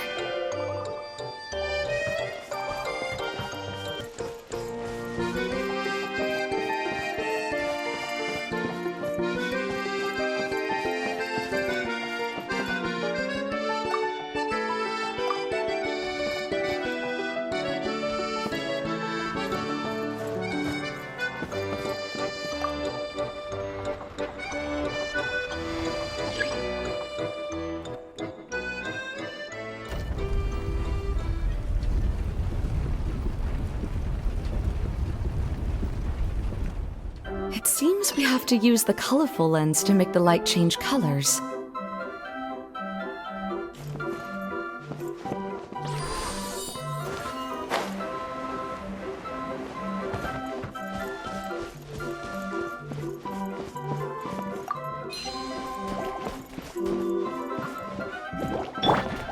Beg for mercy.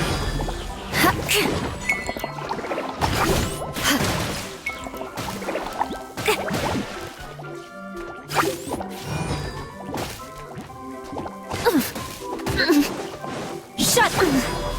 Crush. Shudder. Beg for mercy.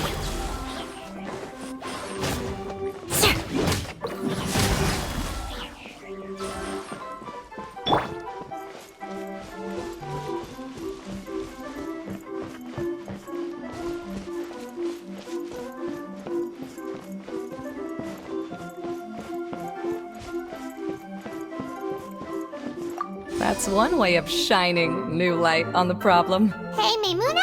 Do you happen to know someone named Sino? No, never heard that name before. Why do you ask? Oh, never mind then. I was just thinking you two would have a lot in common. Back to the situation at hand. We should probably head into the passageway that opened now.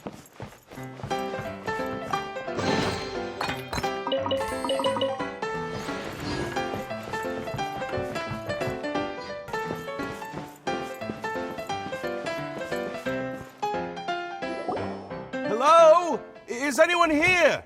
If you can hear me, please help! Lessig Lawrence? Who are you? Who has the audacity to utter my full name? You sure don't look like you're in any condition to be talking like that. Yep. He's a member of the Lawrence clan, all right. Even though he's hanging on by a thread, he still insists on clinging to meaningless etiquette. You. What are you doing here? Huh. Have you come here to mock me, Eula? If you would just think for a moment, it should be pretty obvious why we are here. Yet, now you're intentionally trying to provoke me? Of course, you don't have to accept my help. After all, aristocrats are naturally superior and need no help from others. Yes, thanks for the reminder. I don't need help from the likes of you. I don't think he really means it, Eula. His tone was harsh, but he keeps glancing at you from the corner of his eyes. It's my opinion as the healer that he needs help. Okay. He's been trapped for so long that it seems he's forgotten how to hold a decent conversation. How ridiculous. Let's go. We'll leave the stage to this person who'd rather save face than save his own life. Hey, no, wait! Halt! You cannot just leave me here. We're both of the Lawrence bloodline, after all. Helping me when necessary certainly won't tarnish your prestige. If anything, my embarrassing predicament will be overshadowed by your virtuous deed. We must uphold the prestige and dignity of the family. This is the best reason you could come up with? You think tacking on the word family will be enough to talk me into helping you? You should be ashamed for your careless actions. It's because of you that we all had to come here. Seems everyone in the Lawrence clan is this way. They'll do anything to save face. All right. Looks like it's time for the mascot to step in. Here you go. One for Eula, and one for Lessig. What is this? Candy? Thanks. Oh, the smell. It's just like the aroma I smelled coming from the lens. Yes, that's right. Enjoying something sweet always lightens the mood. Oh, thank you, Miss Mascot. I certainly do feel much better now. So he's willing to thank someone else, but not me. Eula has been worrying about you the past few days and asked me several times regarding how to find you. But now that you two have been reunited, I won't have to keep answering her questions anymore. Oh, I'm so happy. Let me clarify one thing. I don't care what happens to him. If you're going to keep saying nonsense like this, then... Eula will never admit that she actually cares about him. Yeah, you're probably right. If you're going to keep saying nonsense like this, then at least give me another piece of candy. Hmm? Oh, sure. I still have more. Sorry. I admit my mistake. I know I've caused heaps of trouble for all of you. Why couldn't you have just said that earlier? I'm back. Oh? Have you already finished catching up? Why are you all looking at me? Oh, nothing. Don't mind us. All right, then let's clean things up here and keep working our way toward getting the crystal light fixed. Ah, there's no need to push yourself in your condition, Lessig. I'll take him and find some place for him to rest. I happen to be a little tired myself. All right. I'll leave my cousin to you then. You'd better rest up and regain your strength before we settle things, Lessig.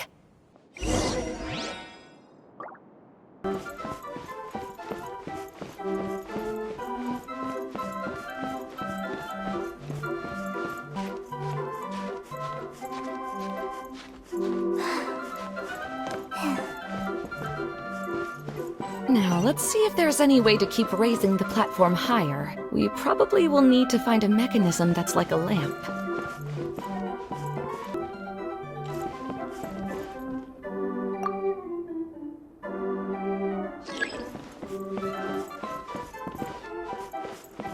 Strange. Is that really the Lessig that I know? You shouldn't always judge people based on the way you knew them before. People change, and people can always make different choices.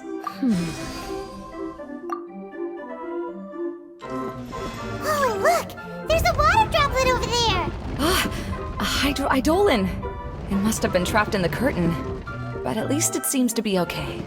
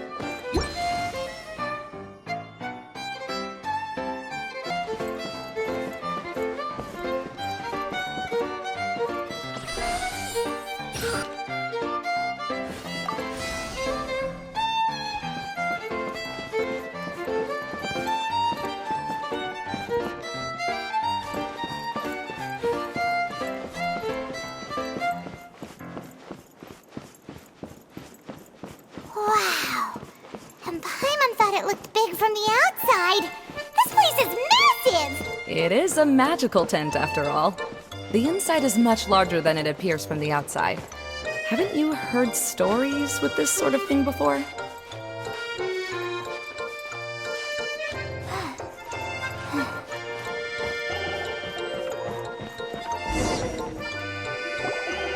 Oh, another path has appeared! This should be the last level! Yes, don't worry. We're almost to the top of the tent. The last thing we need to do is raise the crystal light to the very top of the tent. After the stage collapsed, I realized that having it raised only halfway makes it look a lot like the stage at the Grand Bazaar. Have any of you visited the Grand Bazaar before? No, I haven't. I have. I've gone there a few times with Master Tainari. The place is bustling with all kinds of vendors. And if you're lucky, you can see Nilu perform her dance. Oh, a dance from Sumeru? I'd like to see that myself. If only it were on the way back, then we could stop there. It doesn't matter if it's on the way or not. I would be happy to take you whenever you have time, Eula. Great. I'll take you up on that offer. Yeah! Now that Paimon thinks about it, we've already been there more times than Paimon can remember. Really? My father used to help with festivities at the Grand Bazaar and would always give me candy during the events. I was just a kid and didn't understand anything. I was happy as long as he gave me some candy. To me, fairs and festivals were the best things ever. I always thought my father was amazing and wanted to be just like him when I grew up. But aren't you a scholar in the academia, Maimuna? As far as I know, scholars seldom could spend time doing anything but research. I doubt you could have time to assist your father in preparing festivities. Yeah, seems you read me like a book. When I had the choice between becoming who I wanted to be and who my parents wanted me to be, I ended up choosing the latter.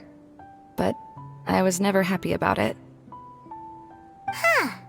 That's almost the exact opposite of Eula's situation.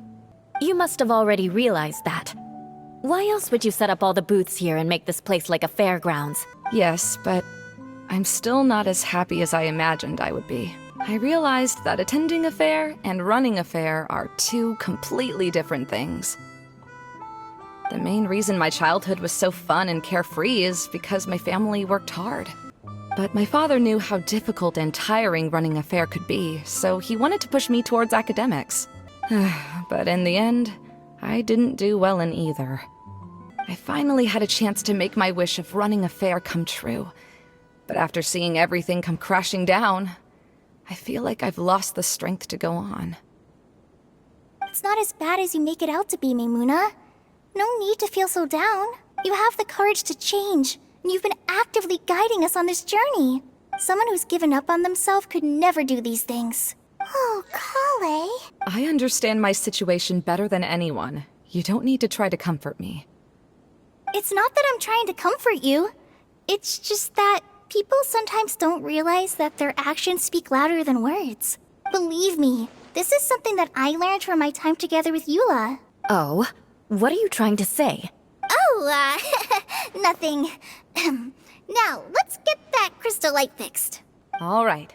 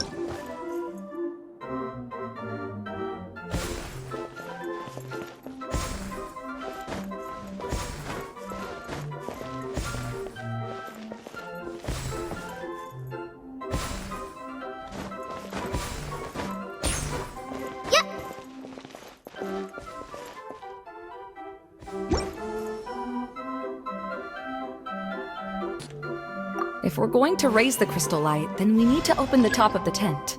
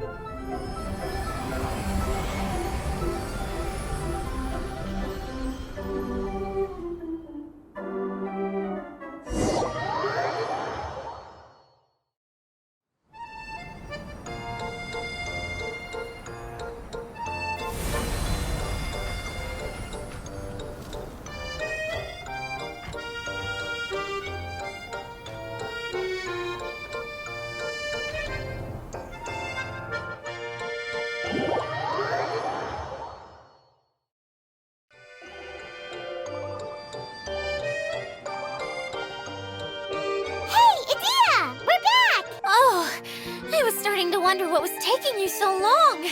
But don't worry, Lessig is recovering well. I'm pretty good at taking care of people. Seems I found another good thing about myself. I don't know if I should be worried for him or happy for her. The shadow. It's massive. Wait. The shadow just now, it's... Seems he still might need a little more time to recover. Tell me, did everything go well for you all? Of course. With a team like the Traveler, Paimon, Kale, and Eula, they're at least 40 times more reliable than you ever were. Only 40 times more reliable? That means I'm still pretty good then. I guess it's impossible to feel like you've lost once you've already given up. I'm a little concerned about how comfortable you are with that. Huh? What has happened? How did I get outside of the tent? Ah, that's right. I remember meeting Eula, and then... Oh, my head. Oh, you're awake now. Don't worry, that's just a side effect of your treatment, Lessig. I'm afraid I still feel a little disoriented. Lessig Lawrence. Oh, it's you, Eula. All right, I'll do it. I'll come back to Mondstadt with you and abandon my wild efforts to restore the Lawrence clan. Interesting. Now you want to talk. Seems like you've had a change of heart. In that case, maybe you'll be able to explain everything in detail for us now. I admit it, yes. I came here in hopes of finding a way to restore the Lawrence clan to its former glory. But it was a long journey, and I didn't always know the way. I passed through Liyue and Sumeru. There was even a time when I lost my wallet and had to live in the wild. But the peculiar thing is, I realized that nobody knew me out there. And not a single person even cared about the Lawrence clan. You and I are like glass pawns that were raised in shackles. We were taught to act like nobles, but outside the walls of our home, the people of Mondstadt despised us. Such pompous, hateful, and stubborn teaching. It all culminated to making us cling to the old aristocratic dogma in an attempt to maintain our pride. It's like a never-ending game of tug-of-war. But it is meaningless, you understand. Or I should say, you have already long understood. But I'm afraid that I have only just realized this. Paimon sorta understands what Lessig is saying. Everything he said is true. Your family is probably unaware that you've already changed how you see things. Yes, this has all happened recently. After coming to this domain, I realized the Mondstadt that I want is one where not everyone fears me. All that I and many other members of the Lawrence clan long for is a place where we can live peacefully with others. Lessig, both you and I never had anything to do with the glory of the Lawrence clan. That is all in the past. We are just ordinary people. I originally planned on returning to Mondstadt after taking care of things here. I never thought you would come here. I was completely shocked, which is why I reacted like I did. I'm sorry. See, people can always make different choices. And it seems that Lessig has also chosen to become someone he truly wants to be. Yes, about that. I'm afraid I haven't quite found my own purpose in life yet. That's all right. Being able to clearly choose between becoming who you want to be and who your parents wanted you to be is already a step in the right direction. How to find true happiness is probably one of the most difficult research topics of all. I have a suggestion for you, Lessig. Why don't you return to Mondstadt and tell your parents what you just told us? They'll probably try to tear me limb from limb. But what about you? Did you ever tell your family about what you think? This is something that I've been thinking about, too. Perhaps the two of us can sit down with the rest of the clan and discuss it with them. The Lawrence clan is just like this stage. It was once home to glorious performances, But those days are now long gone. And it is time for the stage to be updated. She's so solid and tough, but also clear and open, like an ice cube. Is that why she's able to dance anytime and anywhere she wishes? Are you all done talking now? Yes, I think so. By the way, that is for you. Please take it. I found it on Lessig earlier. Oh, it's one of the missing components! Wait, so you had it all this time?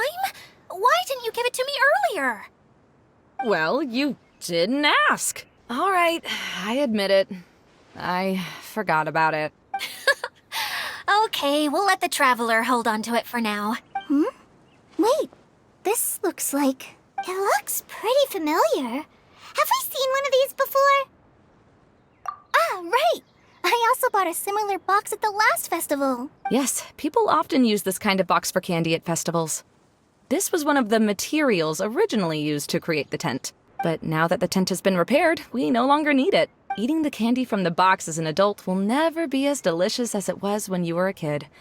But if you really think about it, there are way more things you can eat as an adult. Ah, so when it comes down to it, eating candy is sort of like life. It's just another choice. So, as of now, we've already collected 3 of the missing components. Only 1 more to go. I'm sorry that repairing the tent took so much of everyone's time. You should all head back and have a rest. I'll lead the way.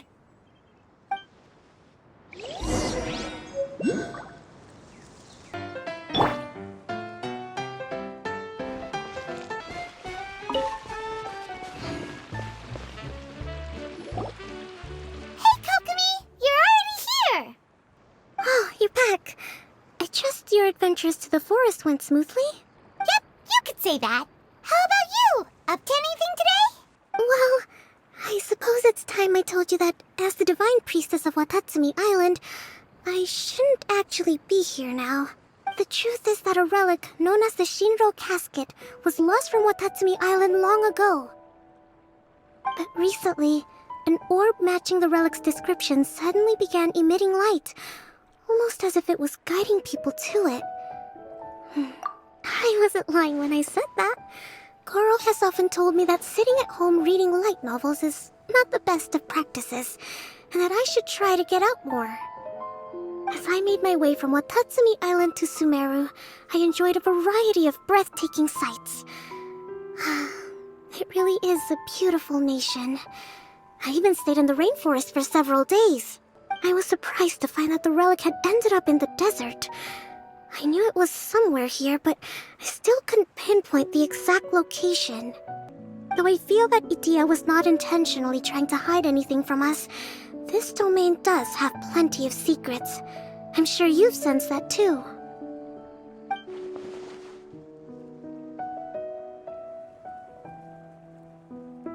Now that you mention it, a lot did happen today.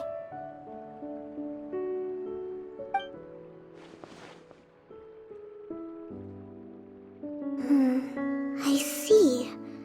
When you found Lessig, did you also happen to find any clues related to this domain? I'm afraid that he was caught up in his thoughts and didn't pay attention to his surroundings. Actually, before the world was flipped upside down, this domain didn't look anything like this. Hey, everyone! Oh, I hope we're not interrupting your conversation. It's alright. You two did a lot today. Care to join me for a cup of tea? Sure! That would be perfect! Eula and I just made some snacks. Turns out Idia has a cooking stove and oven. Seriously, why didn't she mention it earlier? Oh, so did you make us some moon pies? No, I made something called storm crust pie. You should try one, Traveler. And I made some pita pockets. You could try some, Kokomi. It should taste great with tea. Sorry, I should call you General. Oh, I would be happy to try some. By the way, Eula, how's your cousin doing now? Oh, him. You would never guess, but he's busy over by the oven now.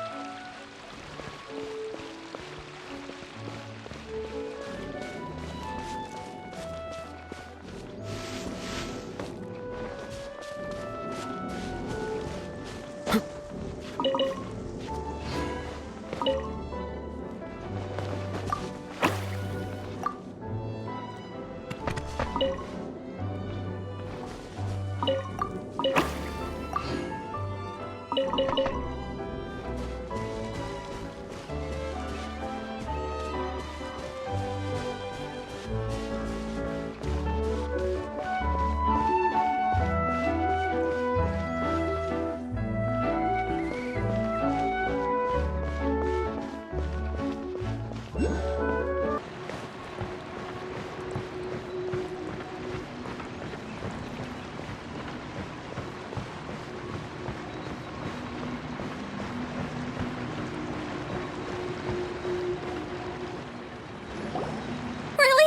You do that?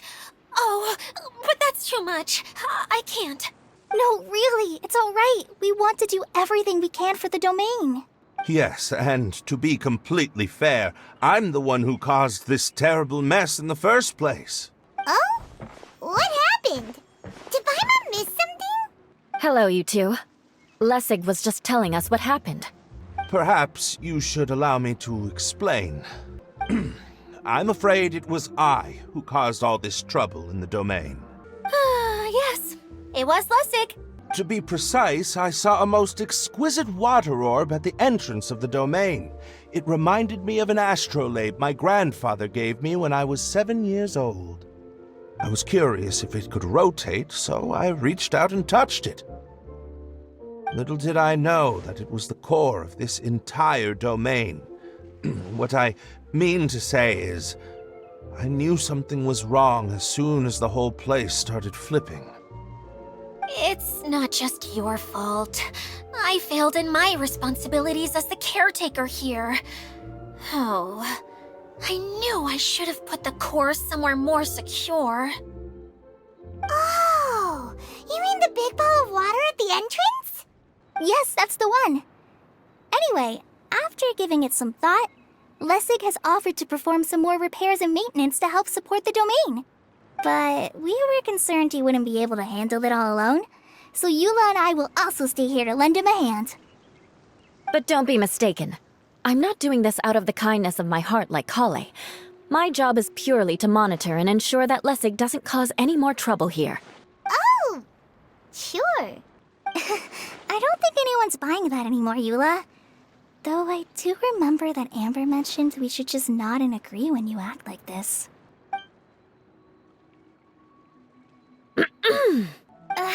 Right. You better not slack off today, Lessig. No, I'll get right to work. Either way, Lessig is going to be in charge of making lunch for everyone today. Yes, I'll try, but I'm not sure if my skills will prove satisfactory. What was that? No, I mean, thanks everyone for giving me a chance to redeem myself. I can already feel new strength kindled inside me. Ha ha ha. No, maybe that's just the heat of the oven. Very good. But you should conserve your strength. Many parts of the domain are still in disrepair, so we have a lot to investigate. Seems Adia has a little more pep in her step after finding others to help do the work. Now that you three are situated, we can focus on what the rest of us will be doing today. I'll go gather the others. We should get ready to leave as soon as possible. And there she goes. At least she seems to be happy.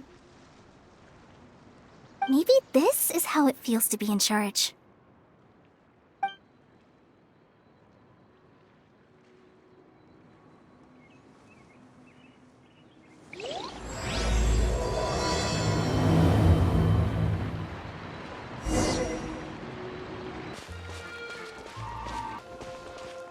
Where are we going now? We're going to retrieve the last missing component. My working theory is that the director listed on the sign has it. No details slips by our general. What's a director? A director is a kind of job. The one we're looking for is named Zosimos. Zosimos is responsible for managing everything that happens on the stage, similar to how Idia is responsible for managing the whole realm. Wow! Sounds like Miss Idia must be way busier! You'd think so, wouldn't you? Care to comment on that at all, Idia? Maybe someone else can explain. I'm just enjoying taking it easy, as usual.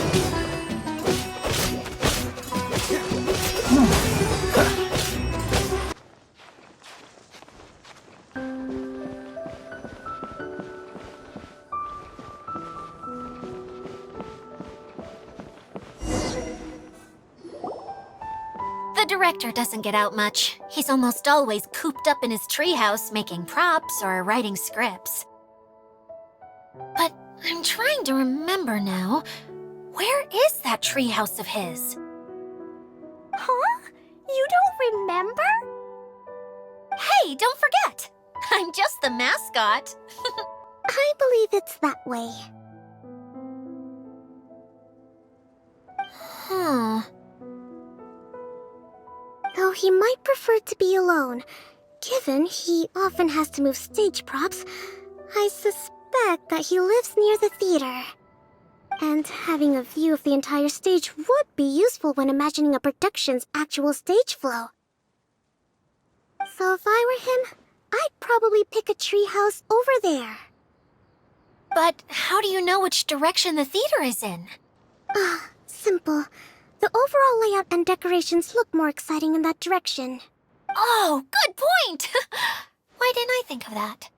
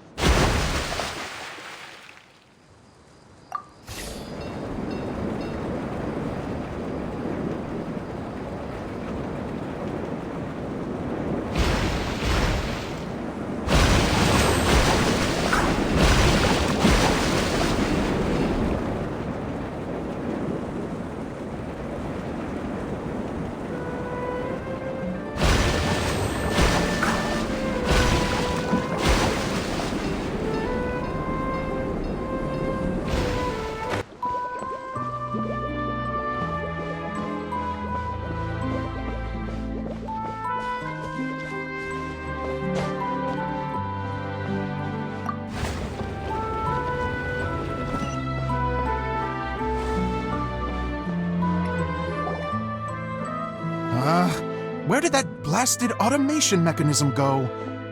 Huh? The male actor standees are here, but where are the female ones? Who's that? Idea? Yes, Sosimos! 'Tis I, Idea! How's that for a dramatic entrance? This is a surprise. I was sure you'd be... Curled up in a fetal position, crying to yourself? Wow, what a fascinating little creature. Did you just read my mind? The name's Paimon? And no, Paimon's no mind reader. Just call it an educated guess. It seems everyone shares a similar opinion about you, Idea. I knew from the start that a managerial role wasn't for me. But I found my true calling now. As a mascot! Mascot? Is that a new role? I don't remember casting you for that. Okay, enough about me. I'm just here to introduce you to some new friends of mine.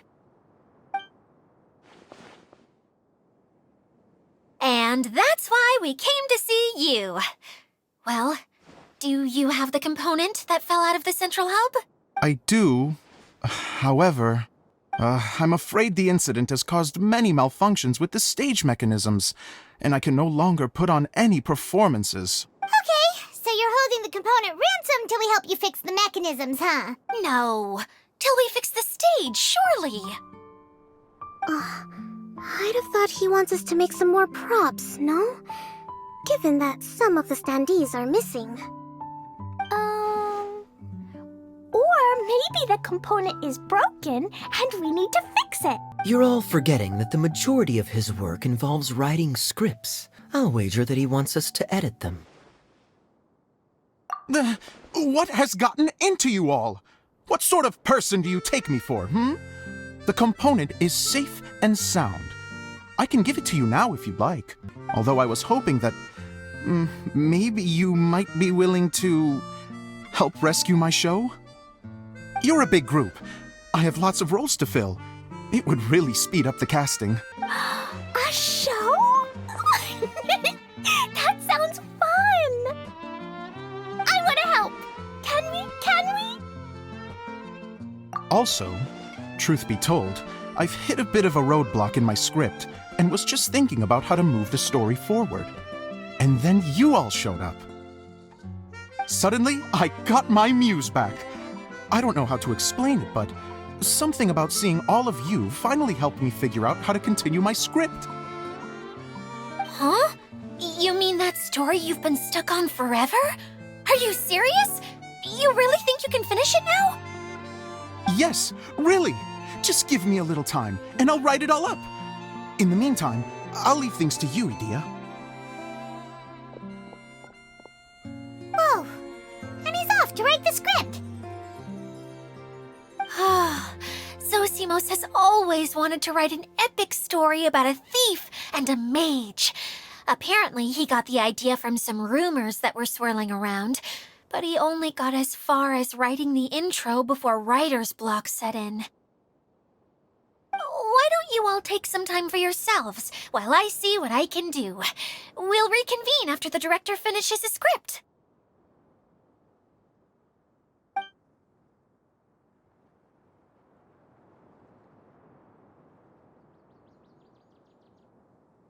A director, my friends, is a storyteller. And the key ingredient to every good story is inspiration. The moment I laid eyes on General Sangonomiya, inspiration hit me for a brand new character. The heroine was the missing piece of the puzzle. The rest of the story flowed naturally from there, and now it's finished. So please, take a look through your scripts, and we will tell this story together.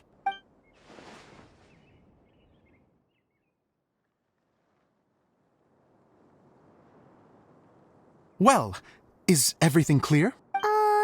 Director Zosimos, how do you pronounce this word? Oh, wait, there's another word I don't know here. It's okay, Klee.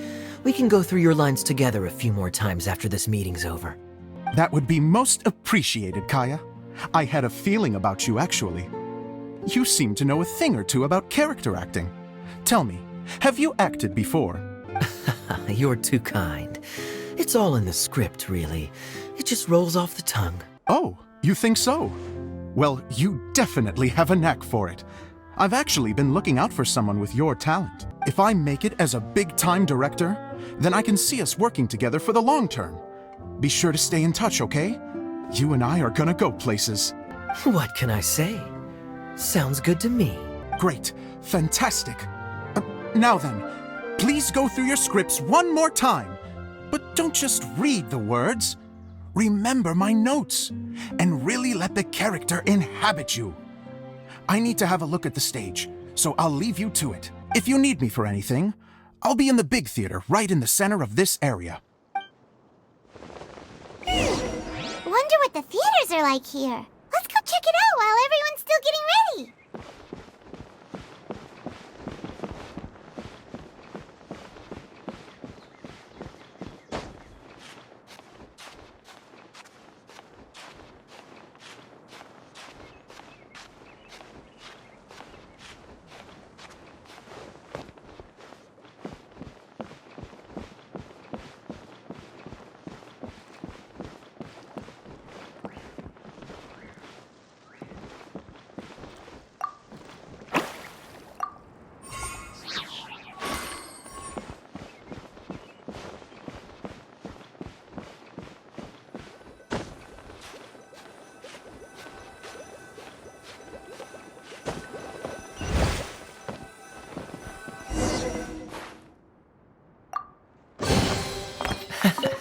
Quite the find.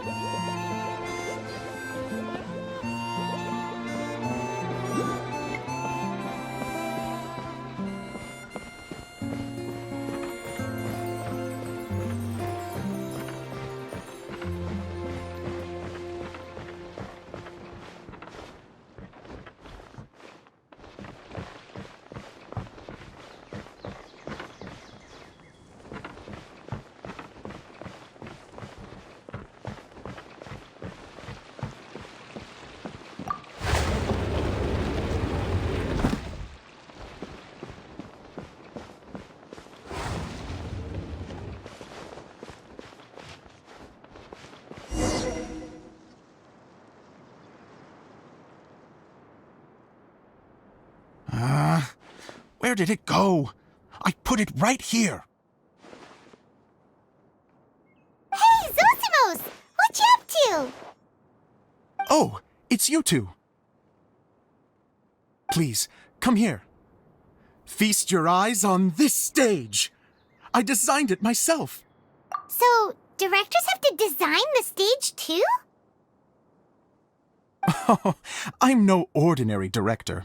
I take a more holistic approach. Directing, script writing, stage design, I do it all. Sounds like a lot of work. Idea wouldn't be able to handle that kind of job. Idea has her work cut out for her too, you know. She's my one and only member of the audience, though she often criticizes my shows. Well, she just says what she thinks. You don't know how to write, or this is getting ridiculous. I think it's because I use preprints in a way that she feels goes against what they're intended for. But even though she's my harshest critic, she's also been my biggest supporter in a lot of ways. I guess you could say she's like my agent. I'm very grateful to her. I've always dreamed of being a director, but I've never had the chance until I came here. So, what did you do before you came here? Like I said, I dreamed. From a young age, every time I came home after a show, I'd go over the story again and again in my mind. Growing up, my biggest aspiration was to be a director. Unfortunately, I couldn't offer much beyond my practical skills, so I ended up spending most of my time as a prop designer and doing a bit of set design on the side. Don't get me wrong, I do love building the set, but nothing satisfies me more than putting on my very own show. No wonder you only wrote director on the sign. Exactly.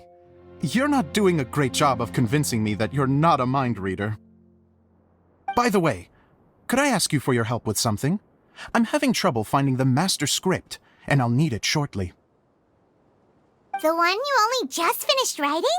You lost it already? Yeah. After I handed everyone their copies, I held on to my master copy while I was checking on everything around the theater. I must have dropped it somewhere.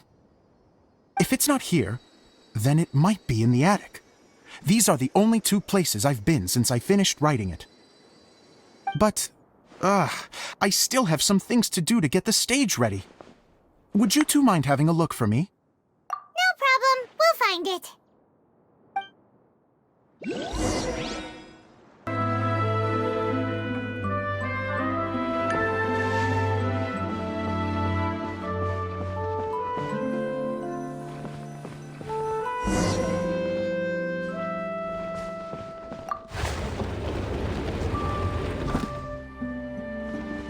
Whoa! Look at all these books! Now, where's the master script?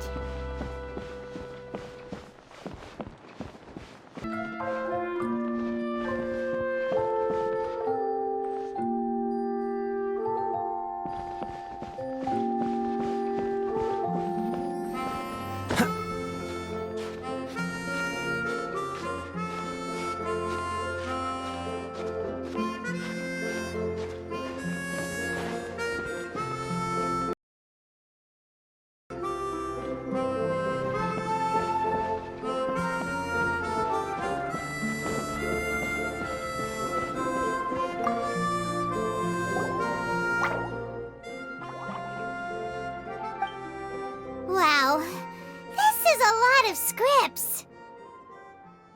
Looks like the water droplet has been managing them for the director. Most of them look like works in progress. Then it should be the one that's finished. Okay, let's look for the thickest one and then check the ending. This is the only script that fits the bill. Plus, it looks pretty new. This must be the master script. Let's go give it to Director Zosimos.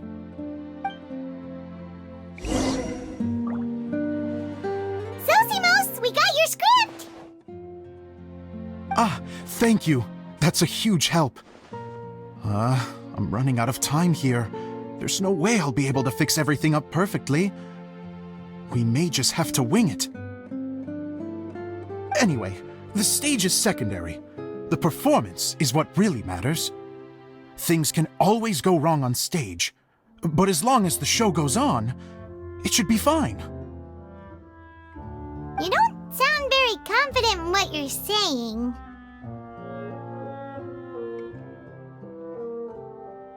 It's true. I realize now that a show is the art of the unknown. Even if you have the same actors performing on the same stage, the performance will be slightly different every time. Those subtle differences are what make each performance special. Okay. One last request. Traveler, you can enter the preprints, yes? The truth is that my sets are composed entirely of preprints. First, I use materials to make the objects. Then I take those objects and turn them into the preprint. Now, of course, preprints are really meant for making objects to furnish the domain. So using objects to create preprints is, strictly speaking, the reverse of what this is intended for. But Edea said that if this is what I really want to do, she's not going to stand in my way.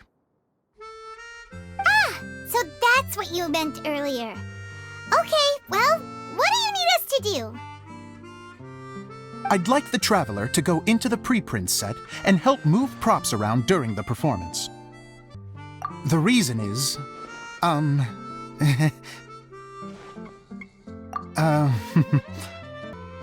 Paimon gets it now. If you're busy directing, moving the props, and operating all the mechanisms, you never get the chance to watch the show. Yes, I know that I'm no master playwright, but still. Even if it really is a half-baked script, with shoddy writing and moments of sheer ridiculousness, I'd still like to see it for myself. Just once. Hard to turn a guy down after a speech like that. Thank you.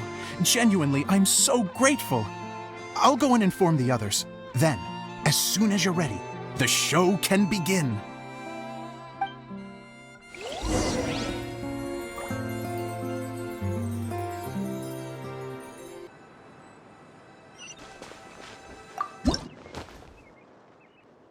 Long, long ago, there was a great thief. He lived in a land where the light did not shine, where all suffered in the darkness. People call me? Sorry, Kaya. Directly into the microphone, please. Otherwise your voice'll, you know. Okay. They call me the Dagger Bandit, but no one sees that I rob the rich and give to the poor. Here in the dark, evildoers run rampant in the shadows, while the good, honest folk stumble blindly on, just trying to find a way through.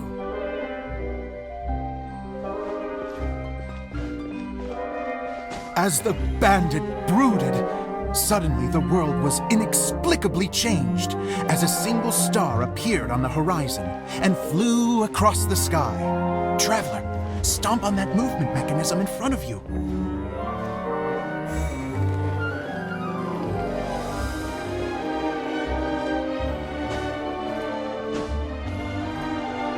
Light. A brief flash, yet enough to illuminate the world. If I can find the source of that light, I can shine it into the darkness, and the people will suffer in blindness no longer.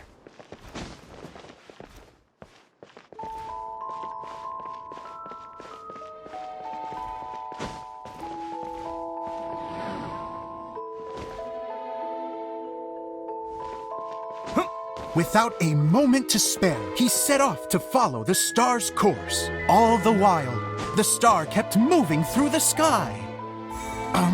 Traveler, the star kept moving through the sky.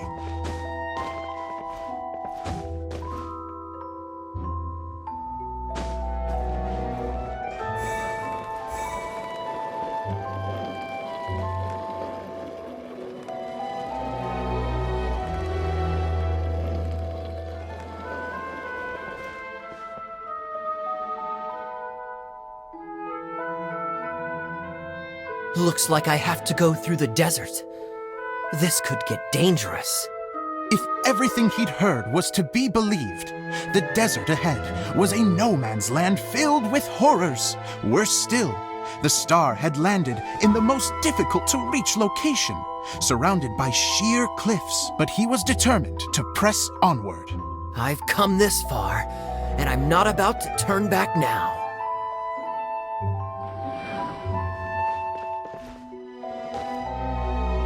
The Dagger Bandit trekked deep into the desert wasteland. Yet when he finally arrived at his destination, he found not a fallen star, but a young girl, dressed in white. How strange. I'm positive this is where the star landed. Young lady, do you know where the light has gone?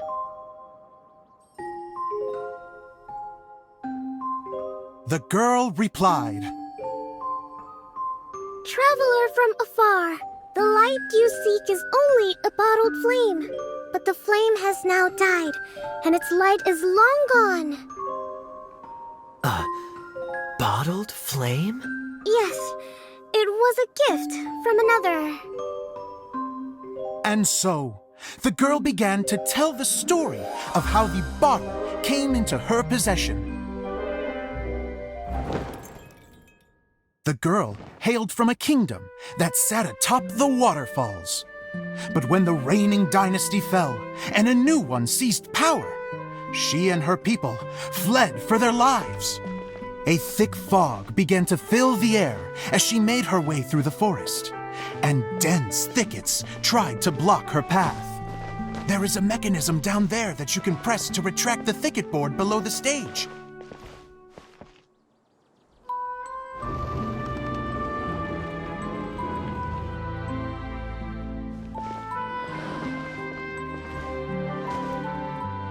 If I only had a lamp to guide me through this wretched forest, then I could survive.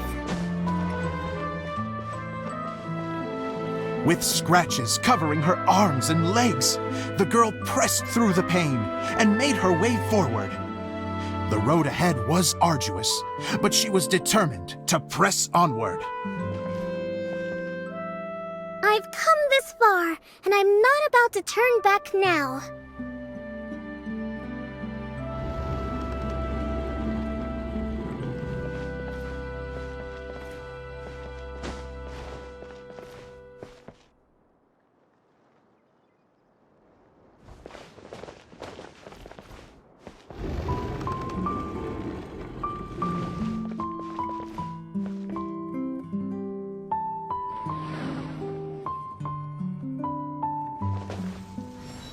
But just as she was drawing near her destination, a huge stretch of thorns and brambles suddenly came into view. Despair set in and began to weigh on her heart. If only someone could help me, I would give anything in return. The girl's heartfelt wish in her moment of desperation did not go unheard. Wait! There's no mechanism for the final thicket! I must have forgotten to check those boards. According to the story, those thickets should be gone from the stage now, right? Yes, total oversight on my part. What a pain. I can help! Traveler! Catch!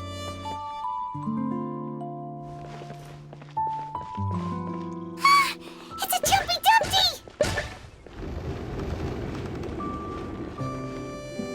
The girl's heartfelt wish did not go unheard, for a Jumpy Dumpty, who was passing by, helped to clear a path for her. Oh, thank you, Jumpy Dumpty. And so the girl continued her journey deeper into the forest. But what she found there was not a lamp, but a mage glowing with fire. So, just to clarify, it was supposed to be the mage who helped burn a path through the thicket. Save it for the end, man! The mage took pity on the girl and handed her a bottle. Then, the mage began to tell the story of how the bottle came into her possession.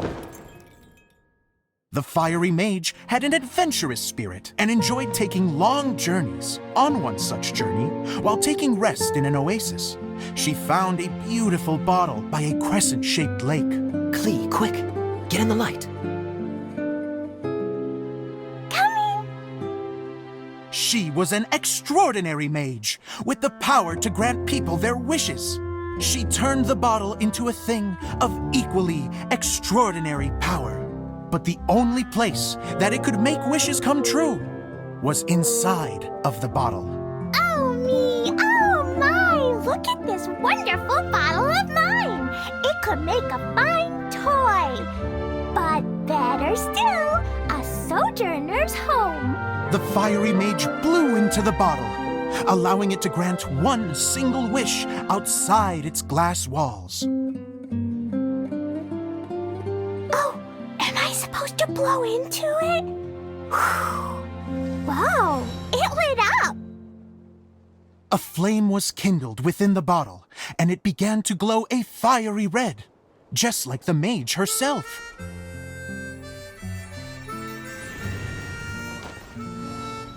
After the mage finished telling her story, she disappeared, leaving only the bottle behind.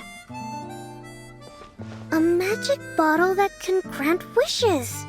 And I wish to leave this place and go somewhere where no one will ever find me again. And then, the bottle seemed to softly inquire.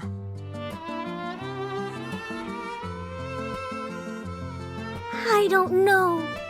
The flame in the bottle faded as the girl's single wish was granted, and she found herself in the middle of the desert, far away, where no one could ever find her.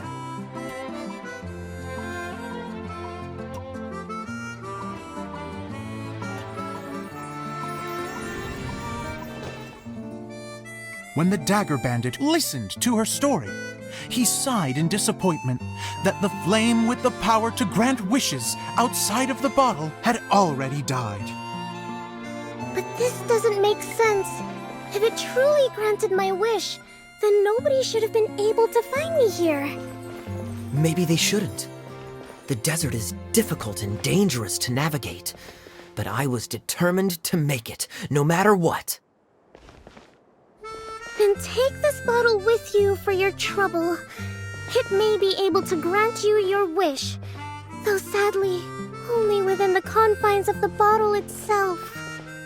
All I wish for is light. Honoring the bandit's request, the girl wished for light inside the bottle, and sure enough, it lit up. They found that while the light was only generated within, it could nonetheless shine through the glass and reach anywhere in the outside world. Even though it doesn't burn as brilliantly as the light that shone before, this is still an extraordinary light. What will you do after I take the bottle? I don't know. Well, then maybe you should come back with me. With no reason to refuse, the girl accompanied the Dagger Bandit back to the land where the light did not shine. They brought light to that place, and the darkness was dispersed, and they lived happily ever after.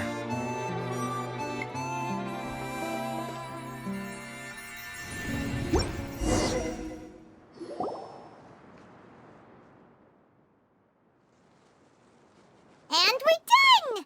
Seems the show went pretty well.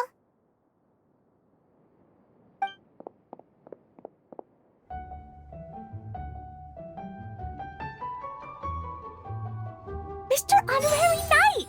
Didn't I do great? I felt like I really was the fiery mage! Wow, great costume, Klee! As soon as Paimon saw your shadow, she thought straight away, what a cute hat! Klee loves it! Thanks, Mr. Zosimos! Oh, wait, no, I mean, Mr. Director. Mr. Director? Ha! No one's ever called me that before. Thank you. My dear little mage, thank you so much. Oh, I'm so happy. Miss Adia said that she tailored it a little bit so it would fit me, but you were the one who designed and made it. You're amazing. Yeah, that's amazing! And it sounds like Adia did a great job too!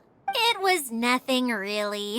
Just one of those, oh no, whatever shall I wear to the ball moments. Sewing comes in handy at times like that. Sewing is an art in its own right. You're more talented than you give yourself credit for, Idia. Really? Oh, I'm just gonna go for a second. Please, chat amongst yourselves.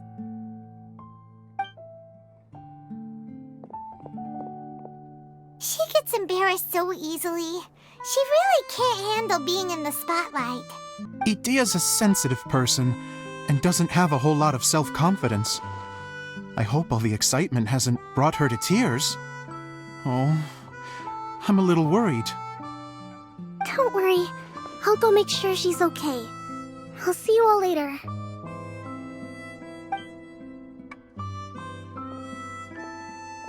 So, what did you all think of the play? Any thoughts? Huh? Uh-oh, time to get serious. Now, are you sure you want to hear what we really think? Oh, absolutely! I had the courage to ask, didn't I? So, don't mince your words. Go ahead. Speak your mind. I can take it. Okay, Paimon will go first. So, the dialogue at the beginning was pretty good, but it ran out of steam as the story went on. Paimon could tell that you ran out of inspiration somewhere along the way. The characters were honestly a little bit ridiculous. Paimon didn't get what you were trying to do. The moment anyone started to show any kind of substance, suddenly the scene was over. Yes, all very good points, Paimon. I would add that in its attempt to pay tribute to the series 1,000 Nights, all semblance of a coherent was sacrificed. Plus, I do have to penalize you for the issues with the props. Miss Idia, what are you doing back here? Oh, you know, I return like the tide when people start discussing something important. Huh. Especially when it has to do with criticizing my show. Mm-hmm. But there was one thing I liked about it. Just one, mind you. The story had a good ending. You think so?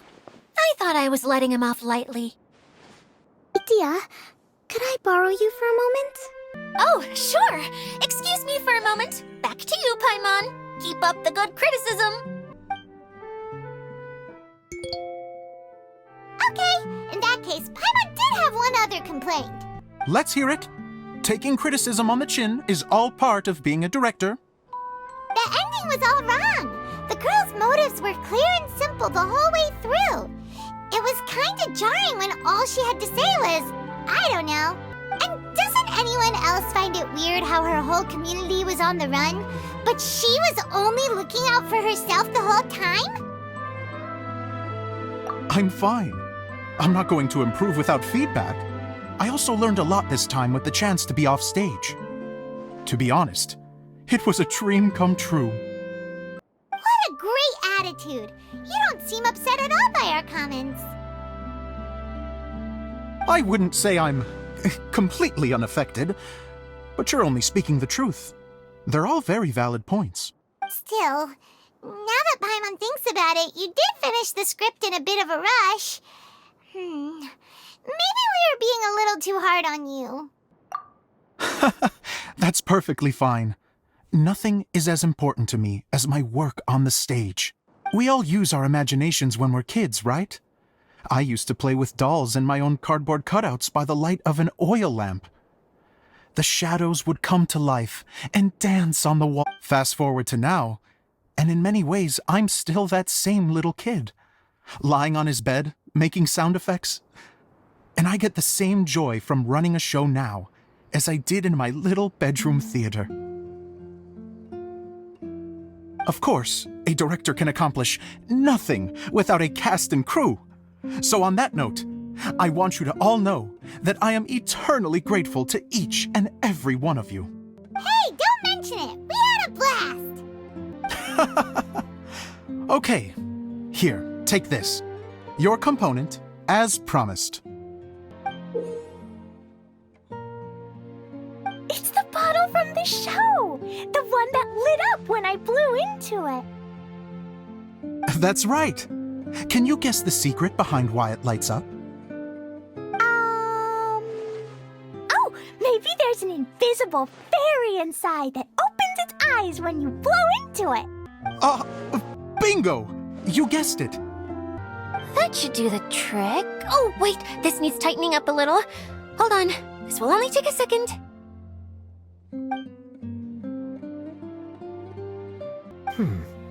This outfit's more fashionable than I imagined. Excuse me, everyone. Do you have a moment? Especially you, Zosimos. Idia wants to do a little something for you. She says it'll be a dream come true. A dream come true? Yes. She said that as useless as she is, she wants to do something for you as the first person to have heard of your dream of being a director. Her words, not mine. I'd have to disagree, though. I have never thought of Idia as a useless person. How is this suddenly about me? If everybody is ready, then I'd like to invite tonight's male lead to take the stage. Ta-da!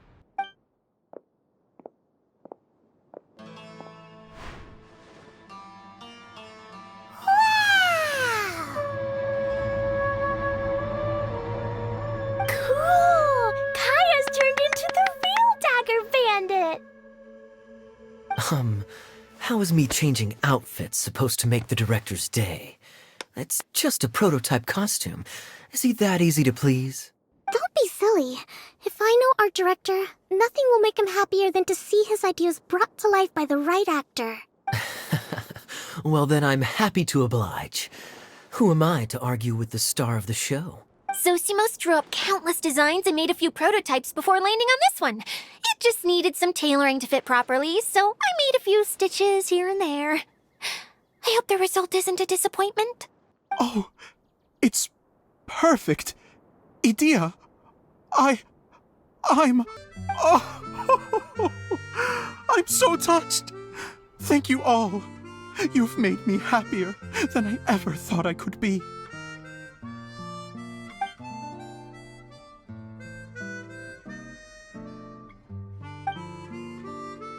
How are you doing? Recovered? Oh, I'm good. Thank you again, Idia. Oh, please, don't mention it. Well, now that we have the final component, it's time to say goodbye for now. Let's head to the core of the Veluria Mirage and get this place fixed. Can I keep wearing my costume? Please do, by all means. Both of you can keep your costumes. It seems only fair. Yay! Kaya, keep wearing yours too. It looks amazing. I agree with our mage. I'm sure it's not every day you get to play such an unforgettable character. Sure. I think I can be a bandit for a little longer. Bye-bye, Mr. Director. Take care, my dear friends.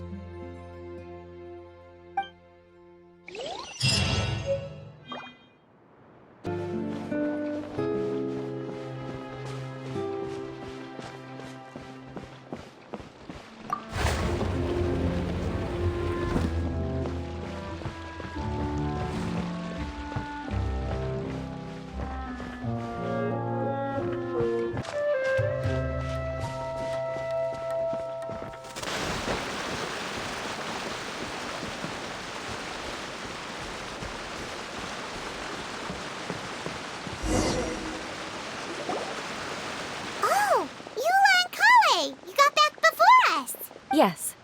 Idia had the water droplet send us a message just as the show was coming to an end, so we came back here to wait for you. How is Lessig doing? He finished all the maintenance work, but it took a lot out of him. He's now fast asleep in his room. Oh, I feel a little guilty. Consider it his atonement. It's only fair that he had to do something constructive before being able to sleep soundly. Seriously, don't waste your concern on him. If you say so. Okay, without further ado, let's go and fix the domain! Isn't this where we first met Water Droplet? Correct! The core of the Veluria Mirage is the largest streaming projector of all, and this domain is one gigantic preprint. Whoa, so everything we've seen is created by this? That's incredible! So, to fix it, same process as usual, right? Do we need to use the preprint? Exactly. Well done. You catch on quick. It's hard to forget after doing it so many times now. Let's get going. This is the final step. Yay! Suddenly Paimon's really excited. The hub consists of these components. All you need to do is place them onto the foundation in the right shape. The right shape? But we've never seen what it looks like. Oh, don't worry about it. Close enough will do. As long as it can spin, it'll be fine. Should be fine.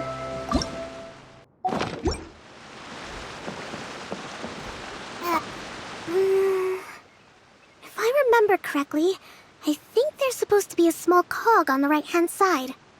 So maybe that's the candy box. It's like doing a jigsaw puzzle. What's making that shadow? Is it the rope?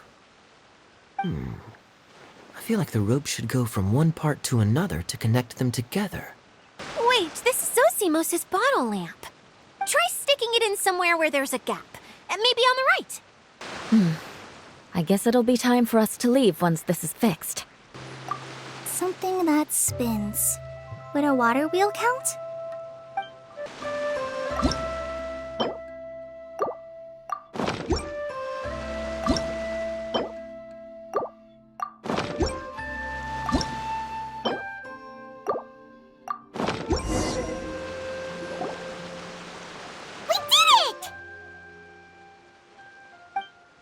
But why isn't it turning? The components are back in the core, and the hub is restored to its proper shape again. That's all we needed to do. Like any wound, it just needs time to heal. It'll probably just start turning again one day in the middle of the night when no one's looking. Really? I thought that with your special abilities, you could get it turning again right away. What? Huh? All of us are dying to see it. Not just how the domain looks when it's fixed, but also Idea. In her element. I want to see Adia using her magic powers too! I bet they're super awesome! What are you guys talking about? And how is Kleon on this, but Paimon isn't? They're referring to our mascot's true form. As I've said all along, there's much more to Idea than she gives herself credit for. She has a very special power. Though, I think some of us have sensed that already. Did you notice right away, General? I only found out when I was chatting with Eula. So our general was the first to notice. It seems like she's more perceptive than she lets on. I'd say the same about you, Kaya. What the... All of you? No? I mean, I wasn't trying to hide anything from you, I promise. It's just... For people who stumble upon this place by accident, I think my current form is more approachable than my true one. I don't want people to get scared when they see me. What? What is it? And whatever it is, how the heck does everyone know about it? Well, for one thing, I sensed elemental energy in the residents here, but none of them have visions. Then my mind started to wander as I was reading a storybook, and suddenly, I had a thought. Since hydro-eidolons can change into any form, why not human form? You hit the nail on the head. All right, in that case, please allow me to introduce myself once more.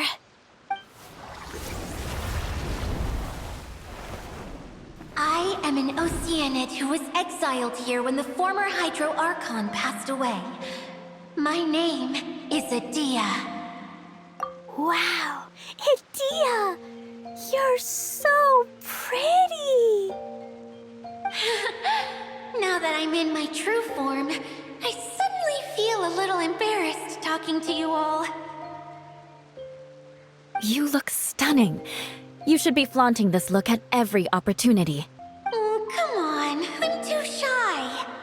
Wait, so does this mean that all the people we met in here are actually... I'm guessing that the human counterparts to these hydro alter egos are long gone. That's right. When they wanted to leave, I took them to the edge of the desert. The components are, in fact, gifts that they gave to me before they left. But I'm always curious about what brings people here. So I used the streaming projector to bring their wishes to life. The power to grant wishes, but only within the confines of the bottle. Exactly. It's a truly extraordinary light. I've just realized something. When the components fell from the core, it appeared as if they had returned to their respective owners. But actually, it was after the components landed where they did that their owners and the things associated with them arose around them to form the different zones. So now that the components have been retrieved, does that mean that all those things are gone? Don't worry, they'll be quite safe. As long as I remember them, they'll never disappear. However much we might criticize each other or get into scuffles, in this mirage, they will always be my friends. I had so much fun in the choo-choo cart and hanging out with Mr. Director. I'll never forget them either. Me neither. I'll always remember my adventures in this fantasy land. Very good. But it's probably time I set this wheel in motion. This one's all yours, Adia, our magical mascot. Please work!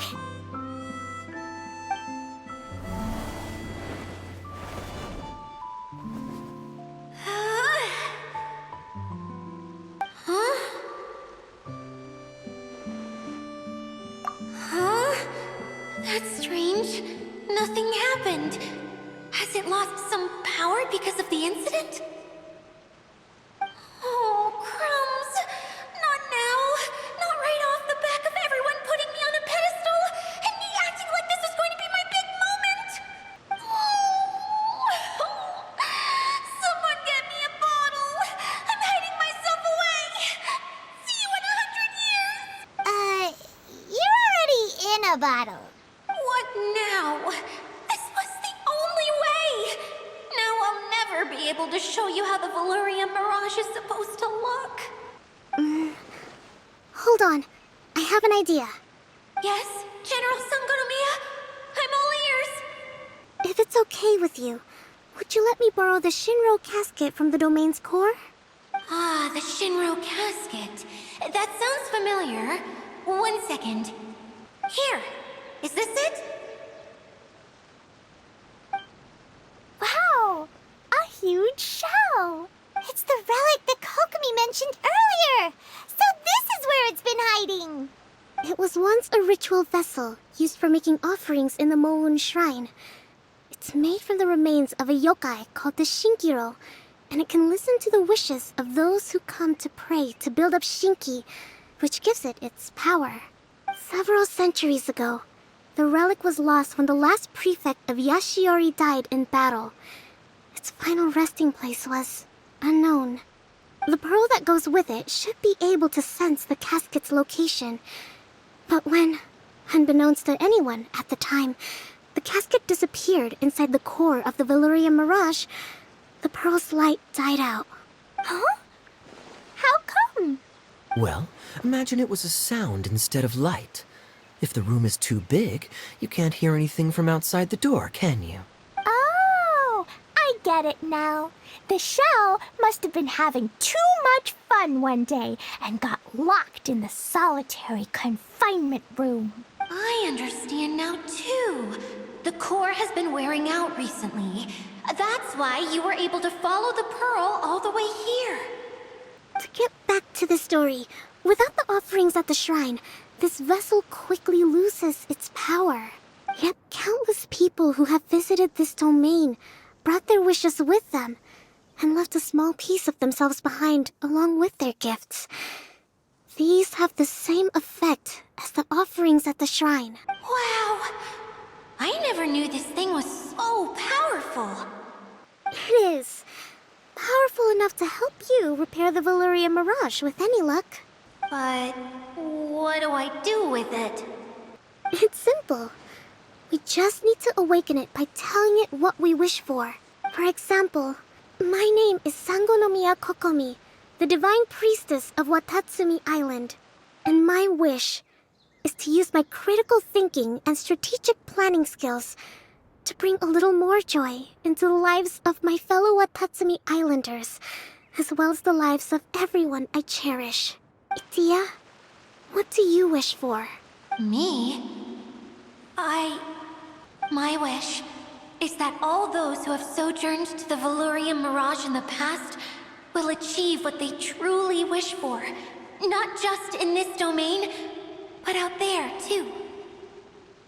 Even though I know full well that trying to build a railway in the outside world is just a pipe dream, and that Maimuna will probably just go back to being a scholar. And I know that Zosimos has a lot of improving to do as a playwright. It's going to be tough for him back in Fontaine. Chasing your dreams is hard work. Despite all of that, I still hope that somehow, someday, they will achieve their dreams.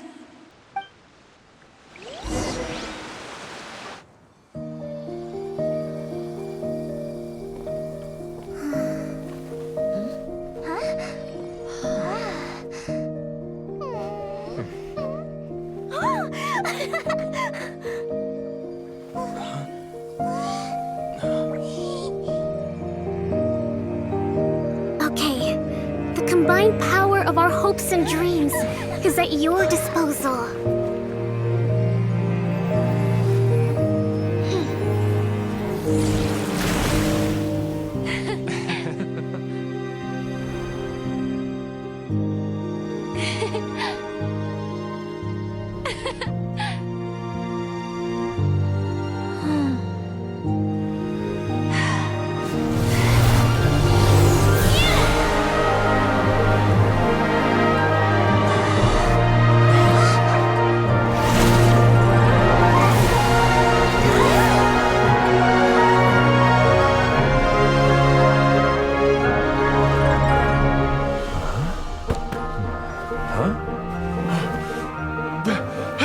Look!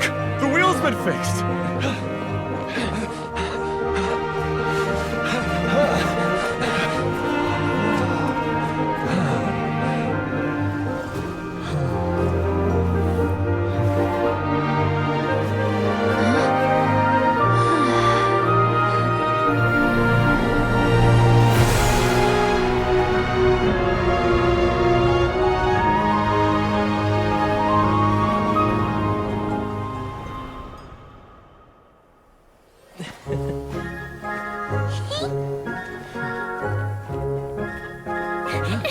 Come on, hurry!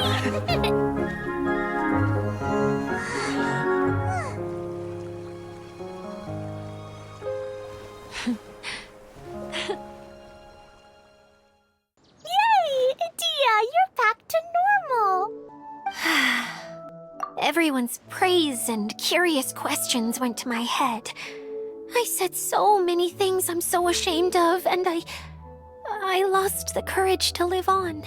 Please don't say that. Yours was a noble wish. Yeah, and you weren't granting wishes for yourself. You did it for other people. I have friends like that too. Other people's hopes and dreams are what motivate them. They'll work tirelessly just to see them smile. If you ask me, that's one of the most noble things a person can aspire to. Please, no more praise. I'm really not comfortable with it. It makes me feel so ashamed. Someone like me doesn't deserve so many people's praise. It's like I'm dreaming. Well, at least the domain is fixed now, and all the components are back in place. What's the matter, Klee? I suddenly have loads and loads of more wishes. I want to ride the choo-choo cart again and look down from up on top of the big wheel. Is there a way to get up on top of the wheel, Idia? There is a way, but there's only space for a very few people. That's okay. I can go up by myself. But it'd be more fun with Mr. Honorary Knight. Are we sure about this?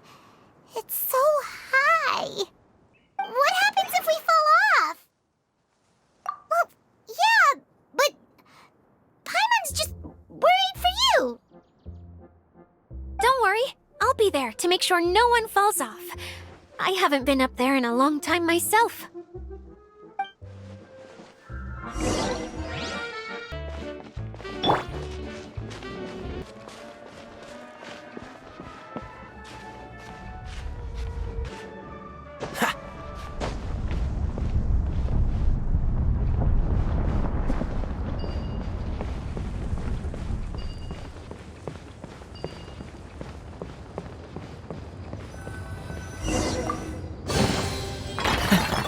Quite the find.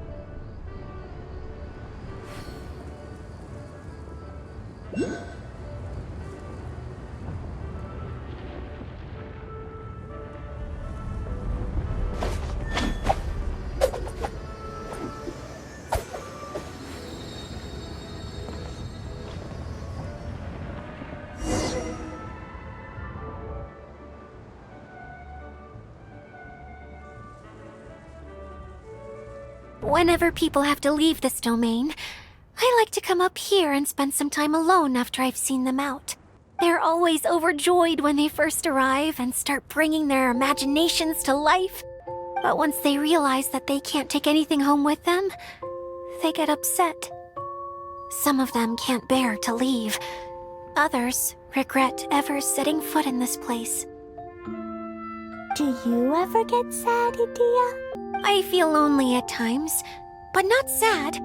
A lot of people destroy everything they created before leaving, but some don't, like the residents you met.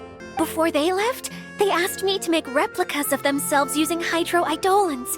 Then they tasked these replicas with maintaining everything they built here, as if this was their way of keeping their dreams alive. That's beautiful. Yeah, I don't know how they're faring in the outside world, but just the thought that one day they might achieve their dreams and live on the outside just as their counterparts do in here, that's enough to make me happy. It feels like I'm here waiting for them in the future, where they've achieved everything they wanted. Really? I just think that every dream, every wish, is like a flame in a bottle. Whether someone is still working towards their dream or living it already, as long as whenever they think back to that spark of light within them, it still makes them smile fondly. That's all it takes. Well, I feel super happy right now. Then I guess I finally paid Alice back after all these years. Funny to think I've been in the middle of a desert this whole time. It's just a giant muddy swamp to me. Time for Paimon to give you a nickname! Mud Fairy! Watch out for Idia the Mud Fairy! How dare you mock me! Roar! I'll gobble you up in one mouthful! Oh, I'm still embarrassed to have shown you my uglier side. But I'm glad the Valorium Mirage is up and running again. This place is going to be bustling with activity again soon enough. I hope you'll take some time to enjoy yourselves. Yep, I want to get everyone together for one last ride on the choo-choo cart.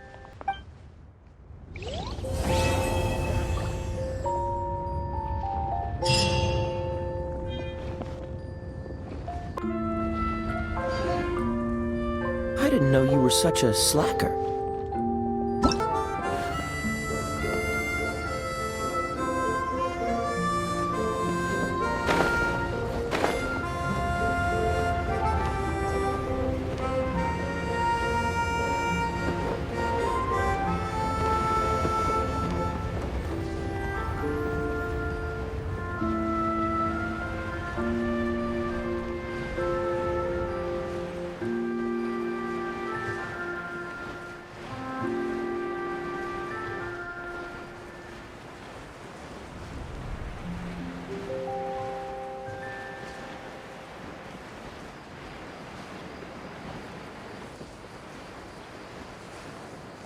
CYBERKIT, log out!